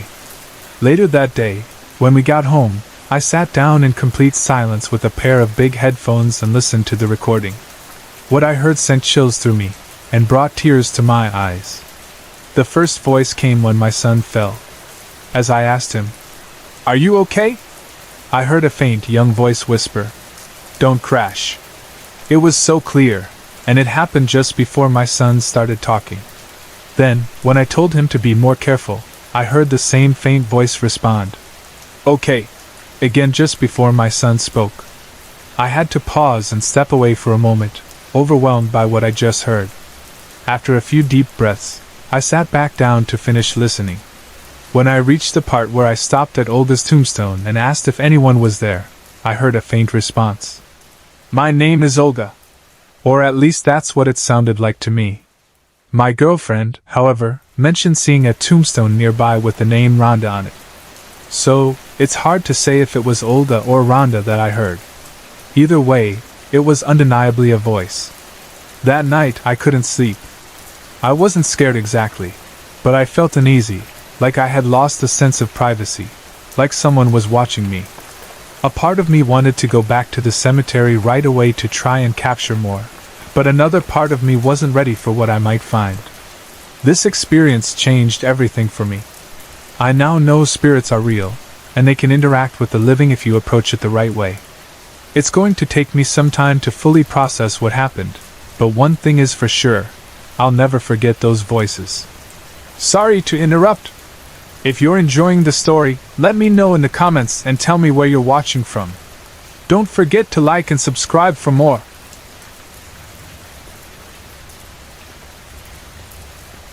I'm a 29-year-old man, and for as long as I can remember, I've experienced strange, unexplainable things when I go to sleep. It started when I was about 7 years old. Over the years, these experiences have ranged from profoundly euphoric to downright terrifying. On average, I experience this 3 to 4 times a month, though it varies. The feeling is always the same, like something is in my room, trying to interact with me. I've never been able to see it, until tonight. It's now 12:25 a.m., about 40 minutes after the experience, and I couldn't sleep. I tried looking online to find answers, which brought me here. I need to share what I saw. Usually, when I feel it near me, I can't see anything. I just sense this malevolent presence, as if something wants to harm me. It feels like it's pressing into me, and I fight hard to wake up. These moments are filled with intense fear, and even when I manage to wake, the fear lingers.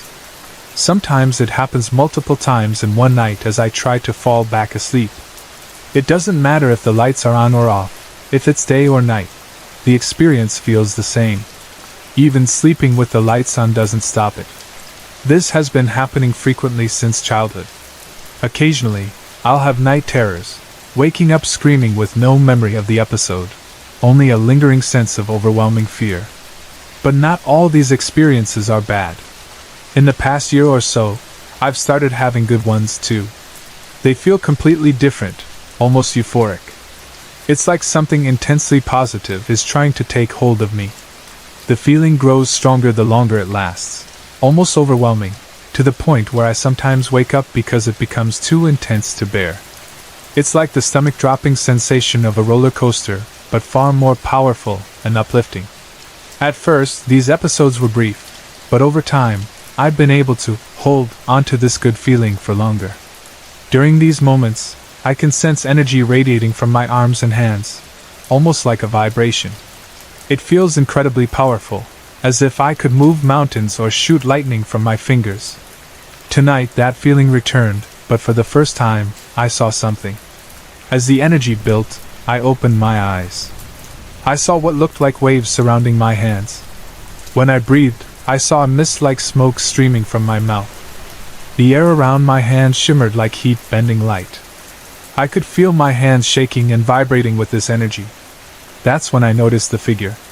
In the mirror across from my bed I saw it, a dark, hooded figure standing in my room. I couldn't make out its face, but its presence filled me with intense fear. I wasn't dreaming. I could see my TV on, my hands trembling, the smoke, the waves, everything. The moment I saw the figure, fear took over. I panicked and tried desperately to wake myself up or snap out of whatever was happening. Now, as I write this, I'm partially in tears. This wasn't just a dream, it was an experience. I can vividly recall every detail, and it fits the pattern of the strange occurrences I've had at night my whole life. I don't think it's tied to my house because these things have happened to me in many places I've slept. But this is the first time I've seen something. I know I'm not crazy. I'm grounded and in control of my life. But I feel like sleep makes me vulnerable, like I'm more open to whatever this is. For years, I've tried to dismiss these episodes as sleep paralysis or some weird brainwave phenomena during the early stages of sleep. But tonight felt different. My eyes were open. I saw it all. I don't know what to make of this. I'm sharing this in hopes of finding insight or understanding. Whatever is happening, it's real to me, and it just became much harder to ignore.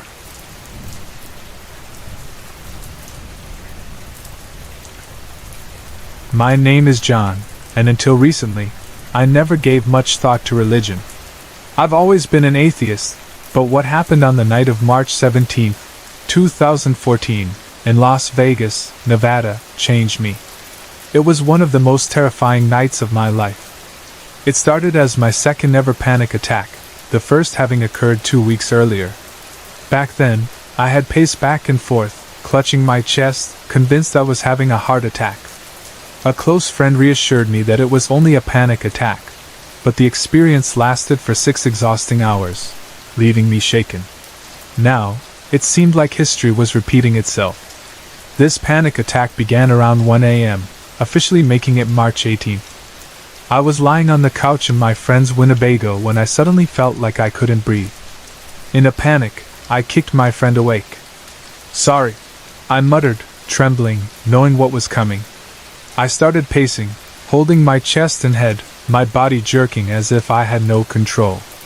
An hour and a half into it, I decided to step outside for some air. I sat in a lawn chair, rocking back and forth, muttering to myself, "I'm okay. I don't want to die." It helped a little, but things took a darker turn around 2:45 a.m. Some friends arrived and went inside the Winnebago. 2 girls stayed in their car while I remained outside, still struggling to breathe and shaking uncontrollably. I tried to speak but stuttered uncontrollably for 15 to 20 seconds, unable to form words. It felt like my body wasn't mine anymore. As I struggled to cough and breathe, an inhuman, high-pitched screech came from my mouth. It didn't sound like a voice. It was more like a bird's or a pterodactyl's cry. My body jerked violently, and my head twitched as if it had a mind of its own. I wasn't in control. One of the girls approached me, and without thinking, I stood, pointed at her angrily, and stuttered words that weren't my own. It wasn't me doing it. I felt like a passenger in my own body. The girl asked if I was okay, but I couldn't respond. She went inside, leaving me alone. Moments later, vivid images started flashing in my mind at lightning speed. It felt like an electrical current was surging through my brain. My face twitched uncontrollably as the images raced by, and I felt utterly powerless. When it stopped, my friend came outside to check on me, but I couldn't hear him properly. His face blurred as I began stuttering and screeching again. When I snapped back to myself, he said, "Quit talking to me in that language." "What language?" I asked, confused. He explained that during my stuttering episodes, it sounded like I was speaking fluently in some unknown language, and he claimed my eyes had turned completely white during those moments. He believed it wasn't me speaking at all. I spent hours outside in this state, my body jerking, stuttering, and screeching in ways I couldn't control. It was as if something had taken over me. When it finally subsided, I walked to a shed across the street to lie down. Looking into the reflection of a toolbox, I thought I looked aged, like I'd lived 5 years in just a few hours. Even after it seemed to be over, I felt uneasy. Returning to the Winnebago, my friend told me he'd recorded parts of the night on the indoor cameras. Watching the video later, I saw distorted images of myself jerking and twitching. The picture would blur and darken during my episodes, almost as if it wasn't meant to be captured on film. After that night, I started researching what had happened. My symptoms didn't match a normal panic attack. When we looked up, speaking in tongues, the recordings sounded eerily similar to what I had been saying during my stuttering episodes. My friend and I theorized that the screeching might have been my voice fighting with whatever was trying to control me. I also recalled how one of the girls I pointed at had been wearing a cross. We wondered if the entity had reacted to her because of her religious symbol. It all felt surreal, but the more I thought about it, the more it seemed possible that I had experienced a possession. I've always been an atheist, but after that night, I couldn't deny the possibility of demons and possession. Even now, when I go near that lawn chair where it all happened, I get chills. It doesn't feel like fear, it feels like something is still there, watching and waiting. I don't know if this will happen again, but I hope sharing my story might help someone understand or provide answers. For me, that night changed everything. It shattered my beliefs and left me questioning the boundaries between the physical and the spiritual.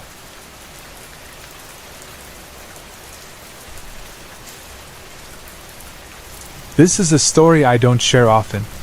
It has stayed with me my entire life, leaving me with questions I still can't answer. I've tried to find psychological or natural explanations for what happened, but none feel satisfying. As a child, I was terrified of the dark. I used to hear what I called whispers. They weren't evil, but they weren't familiar either, and that made them unsettling. Sometimes, I'd wake up in the middle of the night and hear these voices. They sounded distinct, like different people speaking softly in the shadows. When I told my mom, she dismissed it as typical kid stuff, bumps in the night or bad dreams. But I knew it was more than that. When the whispers scared me too much, I'd sleep in my mom's bed. Her room had the added comfort of being right next to the bathroom, which made nighttime trips a lot less frightening. To give you a sense of the house, stepping out of my mom's room into the hallway, you'd be looking directly down a staircase leading to the living room on the first floor. Her bedroom was upstairs, and from that spot, you could see the bottom of the stairs clearly. One night, around Christmas when I was 7 or 7.5, as I proudly said back then, I woke up needing to use the bathroom. I stepped into the hallway and immediately heard a voice, a clear and excited whisper that said, "Look!" My attention snapped to the bottom of the stairs, where I saw a bright red light. It looked like a spotlight, casting its glow on the wall. There was no obvious source for it, it just shone by itself. As a little kid, my first thought was simple: Santa. He's here. I was thrilled. It made perfect sense to my young mind that Santa would be in the house, checking up on me to see if I was being good. I couldn't resist. I started walking down the stairs, picking up speed, eager to see him before he disappeared. Then I heard a second voice, a deep, strong, masculine voice. It wasn't my father's voice, and it didn't sound like anyone I knew. This voice said, firmly and clearly, "Stop! Right now! Go back up those stairs." I froze. Without thinking, I turned around and hurried back up to the top of the stairs. As soon as I reached the landing, a deafening crash erupted from below, sending me bolting back into my mom's room. I dove under the covers, shaking, and stayed there until morning. When we got up the next day, the house was in disarray.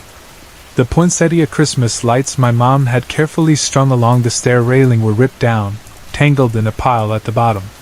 Some were broken.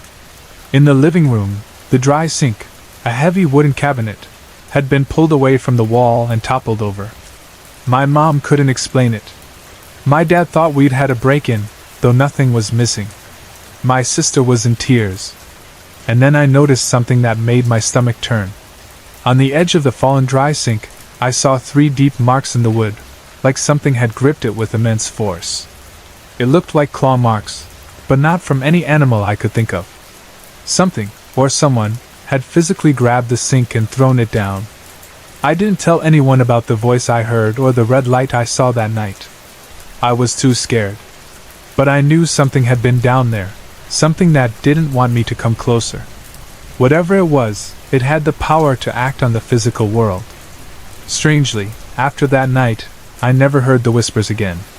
In some ways, I'm grateful, but a part of me wishes I could thank whoever, or whatever, warned me to go back upstairs. That voice, whether it was a person, a spirit, or something else entirely, may have saved me from encountering whatever was waiting at the bottom of the stairs. I'm 20 years old now, but the fear of that night has stayed with me. I'm still uneasy in the dark, especially near stairwells. The memory of that red light, the crash, and those deep marks on the dry sink is something I'll never forget.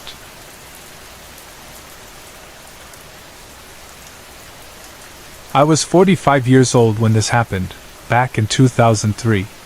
At the time, I was looking to buy a home in the small town where I had been living for just over a year.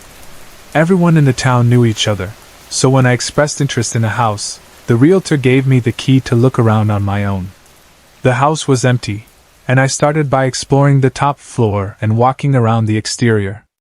It was a charming property with plenty of potential, and I liked it a lot. Although the water and power were off, there was enough daylight to see clearly inside. I decided to check out the basement, which had a large picture window that let in some light. I went down the bare wooden stairs, finding myself in an open space with the sauna tucked into one corner. At first, I thought the sauna could be a nice feature, especially in winter. But the longer I looked at it, the more uneasy I felt. I couldn't explain why, but something about it made me deeply uncomfortable. I moved to the middle of the basement, trying to shake off the feeling and figure out why the sauna bothered me so much. Then I heard footsteps above me. At first, I thought maybe the realtor or a neighbor had stopped by, and I didn't think much of it. I looked at the stairs, expecting whoever it was to come down. But as I waited, I realized something was off. Normally, if someone entered an empty house and found the door open, they'd call out. The silence made me nervous. Realizing I was responsible for the house since I'd unlocked it, I decided to speak up so I wouldn't startle anyone. "Who's there?" "I'm just looking at the house, and I'm downstairs," I called out. The footsteps continued, heavy and deliberate, but no one answered. I called out again, still no reply. By now, I was feeling vulnerable and alarmed. I was alone, and the only way out of the basement was up those stairs. Summoning my courage, I charged up the steps, ready to confront whoever was there. But when I reached the top, the footsteps stopped, and there was no one in sight. I froze, the hair on the back of my neck standing on end. There was no time for someone to have exited, and I didn't hear anyone leave. I ran to the door, opened it, and scanned the front yard. The house had a narrow wooden walkway leading to the front door, which was elevated from the street. If anyone had left, they would have had to retrace their steps on the creaky walkway, and I would have heard them. But there was no one. Determined to find a rational explanation, I went back inside and searched the entire house. Every door, closet, and window was checked. The back and side yards were empty, and all exits were securely locked. I was shaken but puzzled.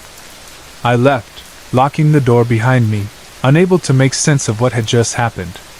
A few days later, I found out the house had been sold to a coworker of mine. I was disappointed to have missed the opportunity to buy it, but I convinced myself it wasn't meant to be. About 6 months later, I ran into my coworker and mentioned that I looked at the house before he bought it. I shared how much I had liked it, and how disappointed I was to miss out. Then, out of curiosity, I asked if he'd noticed anything strange since moving in. His response sent chills down my spine. "Oh yes, it's definitely haunted," he said casually. He went on to describe hearing footsteps and music, seeing apparitions, and finding objects moved around the house. He believed it was the spirit of the previous homeowner, who had passed away there. I told him about my experience with the footsteps and how unnerved I had been. He wasn't surprised and mentioned that the ghosts didn't seem to bother him or his wife much, and they were happy with the house. Later, I spoke to the realtor and learned more about the house's history. The previous homeowner had been a quirky character who owned the local Dodge dealership. He, his wife, and his mother had all passed away on the property, where they had lived for 25 to 30 years. The house dated back to the 1940s or early 1950s, and a single-car garage had been converted into a guest house for the mother. Looking back, I wonder if the spirits of the family linger in that house, tied to the place they called home for so many years. Whatever the explanation, I'll never forget the heavy footsteps I heard that day, or the eerie feeling of being watched by something unseen.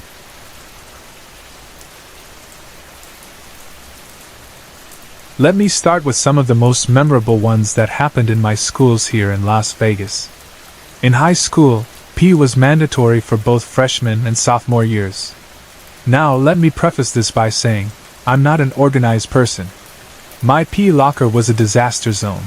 Everything was thrown into a messy pile. It was my usual routine. One day, I came in early from PE, well ahead of everyone else. The walk from the field to the locker room took about 5 to 10 minutes, so I knew I was completely alone. As I entered the locker room, I opened my locker and started taking out my clothes when I suddenly heard the door open. Curious, I called out to see who it was. No reply. I walked over to check, and there was no one there. I was still alone. That's when it happened. I heard a loud slam that made me jump out of my skin. My heart racing, I rushed back to the row where my locker was and noticed all the lockers were now closed, including mine. To my shock, the lock on my locker was back in place, as if I had never opened it. I unlocked it again, thinking maybe I was imagining things. But when I opened the door, I froze. My once messy locker was completely organized. Clothes that had been tossed carelessly were now folded neatly, and my phone was placed perfectly on top of the pile. Pale and shaken, I grabbed my clothes and phone. I didn't even bother changing. I bolted out of the locker room as fast as I could. Later, I found out from friends that our high school was rumored to be haunted. Years ago, there had been a fire in the locker room, and one of the teachers had tragically died. Stories circulated that this teacher's spirit was often seen around campus, and was known to tidy things up, as if maintaining some sort of standard. I guess my messy locker didn't pass the test. Strangely enough, there was another fire in the locker room later that same year. Coincidence? I'm not so sure. Years later, in college, I had another strange experience. I was attending the local community college, and one day got out of the elevator on the second floor of a building, as usual. I was looking for a friend but didn't see her. Instead, I noticed a stunningly beautiful girl sitting nearby. She had several books on her lap, some at her feet, and a backpack by her side. I only glanced at her briefly before turning around. But then it hit me, she was cute. I decided to turn back and try talking to her. She was gone. In the time it took me to turn back, she and all her books and belongings had disappeared. I was baffled. The stairs were nearby, so I thought maybe she had rushed down them. But how could anyone pack up so many books and leave that quickly? It didn't make sense. I stood there for a moment, confused, before walking away. Later, I mentioned this to my friend, who told me that many buildings on campus, including the one I was in, were rumored to be haunted. Thinking back, I truly believe I might have seen a spirit that day. A beautiful spirit, but a spirit nonetheless.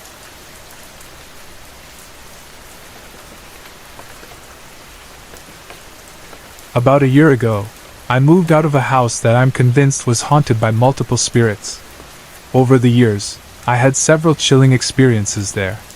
While I can't explain everything, here are some of the scariest and most unsettling moments I went through.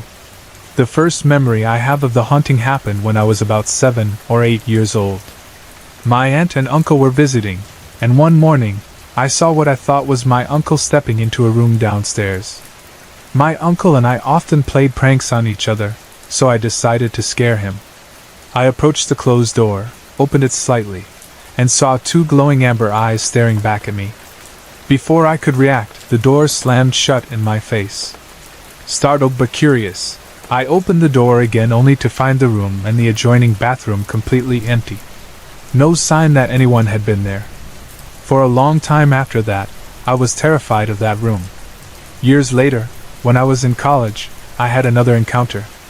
My girlfriend at the time and I were sitting on the couch in my room when she suddenly asked, "Is your house haunted?"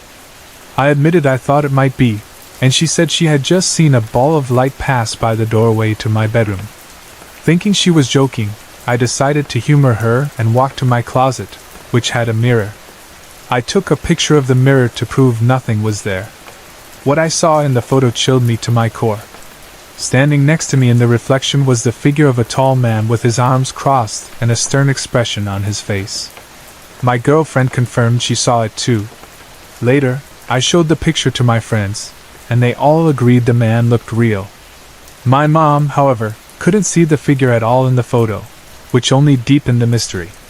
To this day, I don't know who the man was. I thought it might be my grandfather, who passed before I was born, but I can't say for sure. Despite his stern look, I've come to believe he was a protective presence for reasons I'll explain later. That same night, my girlfriend and I were downstairs talking about her experiences with a little girl's spirit she believed followed her. As we joked about ghosts, she pointed to a window and said she thought she saw the girl there.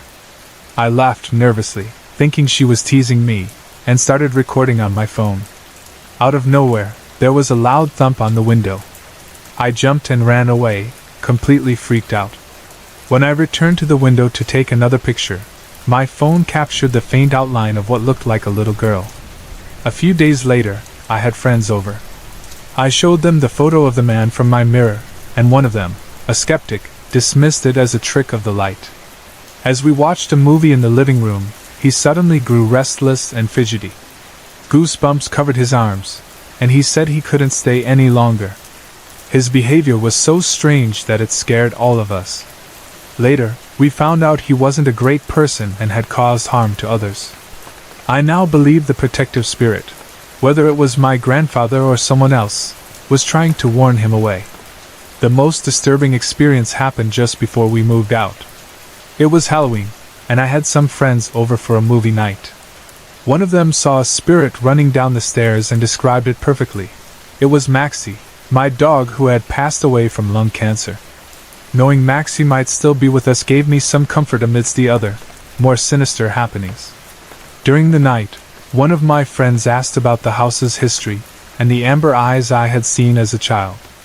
I mentioned how unsettling that room was, and he, being in tune with the spirit world, suggested we investigate.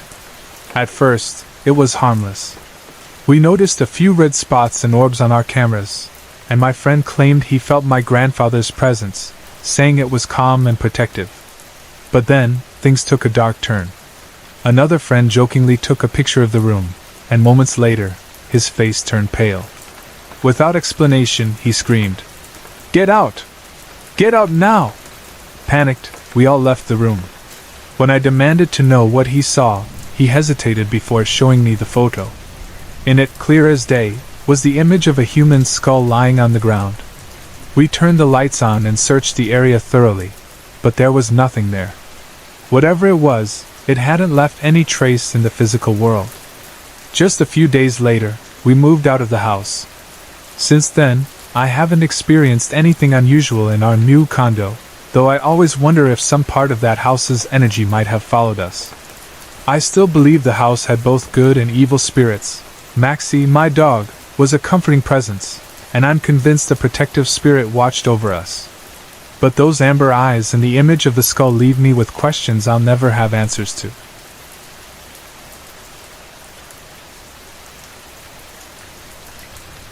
I've researched the area and the property's history but found nothing that explains what I experienced.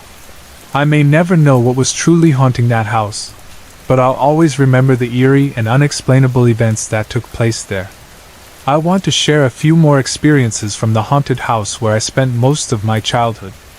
For those just joining, I lived in Las Vegas, in a 2-story house that I'm thoroughly convinced was 100% haunted. If you're looking for more intense stories, check out part 1, but here are some other events that still stand out to me. First, let me explain that I think my bedroom was a hub of paranormal activity. From what I could tell, the spirits there were mischievous more than anything else. I've mentioned the door slamming incident in the comments before, but here's the full story with a little more insight. My bedroom consisted of 2 connected rooms, one with my bed and dressers, and the other was more of a leisure space with a couch, desk, video games, books, and movies. Right outside the leisure room was an open area that my dad used as an office. After we knocked down part of the wall to connect the rooms, weird things started happening, mostly involving the door in my leisure room. On many occasions, the door would slam shut without warning. There was no breeze, no draft, just a loud, forceful slam. It happened so often that I got used to it, but my dad never failed to come over and ask why I kept locking the door. The thing is, I never locked it. Yet every time he checked, the door would be locked, even though I hadn't touched it. My dad dismissed it, saying I must have locked it without realizing, but I knew that wasn't the case. One evening, while sitting on the couch, I glanced toward the door just before it slammed. This time, I caught a glimpse of what looked like the faint outline of a small child running away, followed by the sound of a giggle. It spooked me at first, but over time, I started to think that maybe the spirit was just looking for someone to play with. As I got older, the occurrences became less frequent, and I figured the spirit had lost interest in me.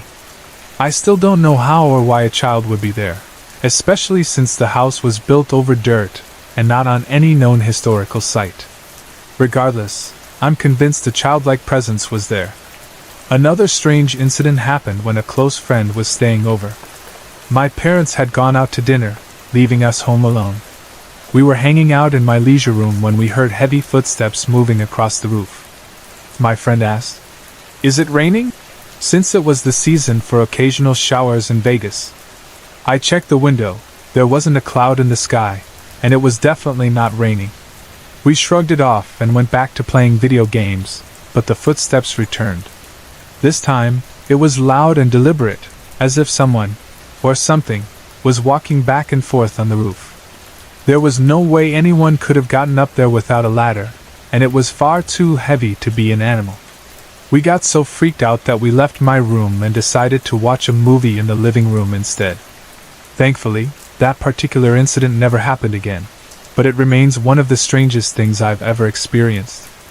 Another unforgettable moment involved a small blue dolphin figurine I kept on my dresser. It sat beside a TV I'd often watched before bed. One night, as I was lying awake, I saw what I can only describe as a face hovering in front of the figurine. At first, I thought the face was blue, but I later realized it must have been transparent, and I was seeing the dolphin's color through it. The face stared at me for several seconds before it began to change. Slowly, it started to burn and decay, becoming more decrepit with every passing moment. I was frozen in fear before finally pulling the sheets over my head like a scared child. When I finally worked up the courage to look again, the face was gone, and everything was back to normal. To this day, I have no explanation for what I saw, but the image has stuck with me ever since. In hindsight, it seems like my bedroom attracted a lot of paranormal activity. Between the old man in the mirror, the slamming doors, and these other experiences, I definitely had some unexpected roommates in that house. None of them ever seemed malicious, but they left me with plenty of stories to tell.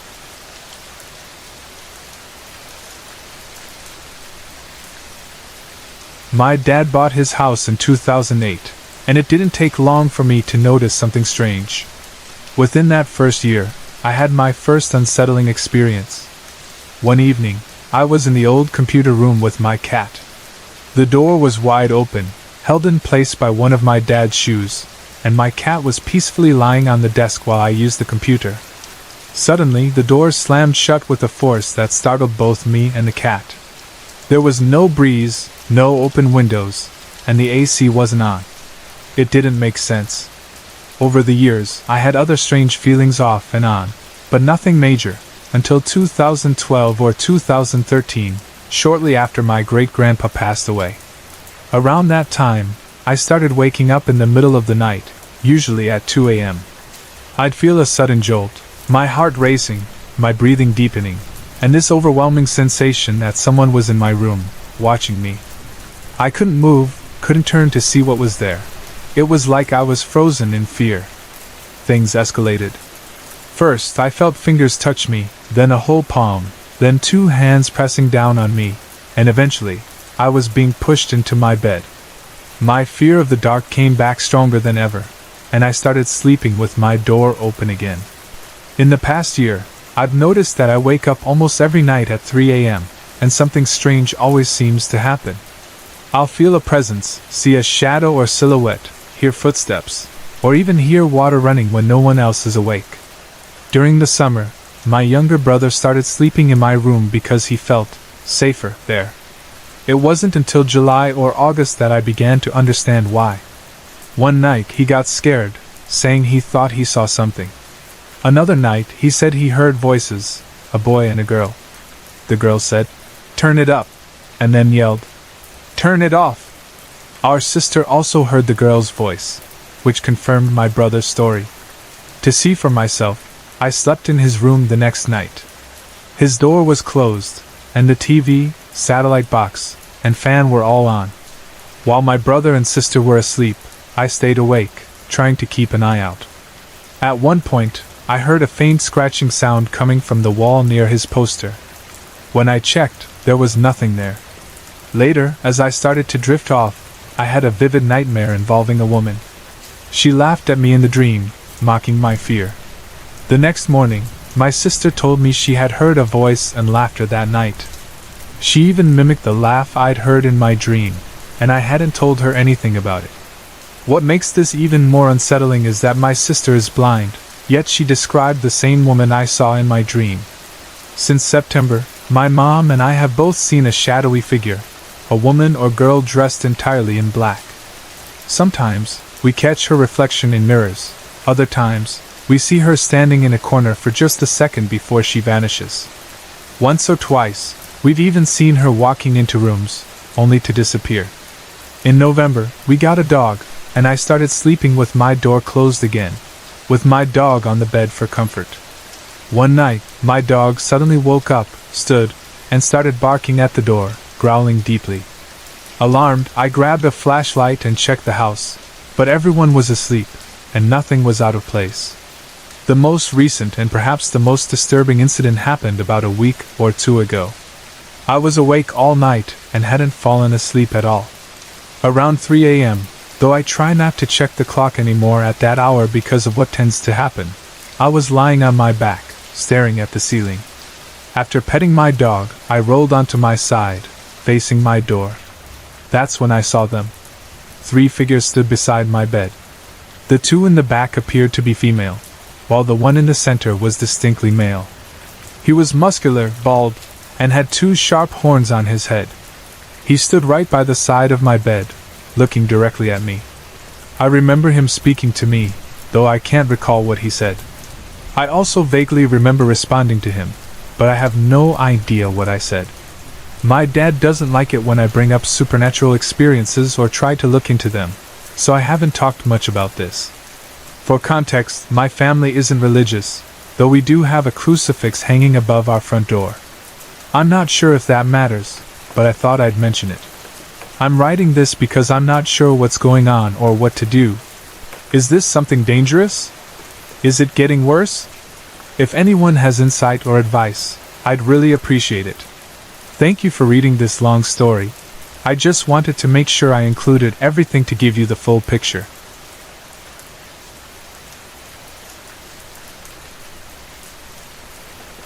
This story takes place in 1975, when I was just 5 years old. Even though it happened decades ago, the memory is burned into my mind, and I doubt I'll ever forget it. My parents and I had taken a road trip from Salt Lake City, Utah, to California to visit my mother's aunt and uncle in Fresno. The trip crossed long stretches of the Nevada desert, and though it was fall and not terribly hot, I still remember it being warm. These were the days before air conditioning was standard in cars, so the heat left an impression. After our visit, we began the drive back to Salt Lake City. My mom's uncle had suggested a faster route, but unfortunately, we ended up hopelessly lost. Wandering the backroads of Nevada as the sun started to set, my parents were tense and arguing, and I distinctly remember being very hungry. Finally, we stumbled across a small town, or what you might call a town. It had a gas station, a restaurant, a motel, and a handful of trailer homes. Grateful to find somewhere to stop, we decided to spend the night there. We checked into the motel, which had only a basement room available with 2 double beds. After dropping off our suitcases, we headed over to the restaurant for dinner. After eating, my dad got directions to the main highway, and we returned to the room for the night. The room was sparse and unsettling. The floor was bare concrete, the 2 double beds were pushed up against one wall, and there was a small window above the beds. The bathroom was tiny, with just a sink and a toilet. I remember the beds being as hard as rocks, making it hard to fall asleep. I had a habit of sleeping on my stomach with my arm dangling off the side of the bed, and that night was no different. Eventually, I managed to drift off. Sometime in the night, I was jolted awake by a tug on my arm. Half asleep, I mumbled something about stopping it, thinking of our dog, Christy, an English setter who would sometimes tug at my arm when she wanted to play. Then I remembered Christy wasn't with us on this trip. Groggily, I dismissed it as a dream and tried to fall back asleep. The tug came again, harder this time. It woke me almost completely, and I glanced around the room but didn't see anything. Reluctantly, I laid my head back down, letting my arm dangle off the side again. Moments later, the tug became violent, yanking me off the bed and onto the hard concrete floor. I landed with a thud and screamed for my mom. She leapt out of bed, and what happened next is something I'll never forget. A greenish mist, glowing with a sickly bright green center, was gripping my arm and dragging me across the floor. It didn't have visible hands, but I could feel an iron-like vice gripping me. My mom yelled, "No!" and rushed toward me. She swatted at the mist with her hand, and to my shock, it made contact with a loud smack. The thing released me and let out an ear-piercing, high-pitched scream unlike anything I've ever heard. It began to whirl around in the air like a funnel, then shot toward the drain in the center of the room and disappeared. My dad had been sleeping through most of this but woke up when he heard the scream. I was so shaken that I spent the rest of the night sleeping between my parents. Thankfully, there were no further incidents. Years later, I told this story to someone with a deep understanding of the paranormal and supernatural. He listened intently and explained what he thought had happened. According to him, the entity I encountered was likely an imp, a low-level demon known to prey on children. Imps, he said, feed on the souls of the young and can take on forms that appeal to or frighten their targets, often appearing as children themselves. He also said I was extremely lucky. Many children who go missing may have fallen victim to such entities, never to be found again. Though I don't fully understand what happened that night, I feel grateful that my mom acted so quickly. This experience remains one of the most terrifying and inexplicable events of my life. And even now, the memory of that green mist and its horrifying grip haunts me.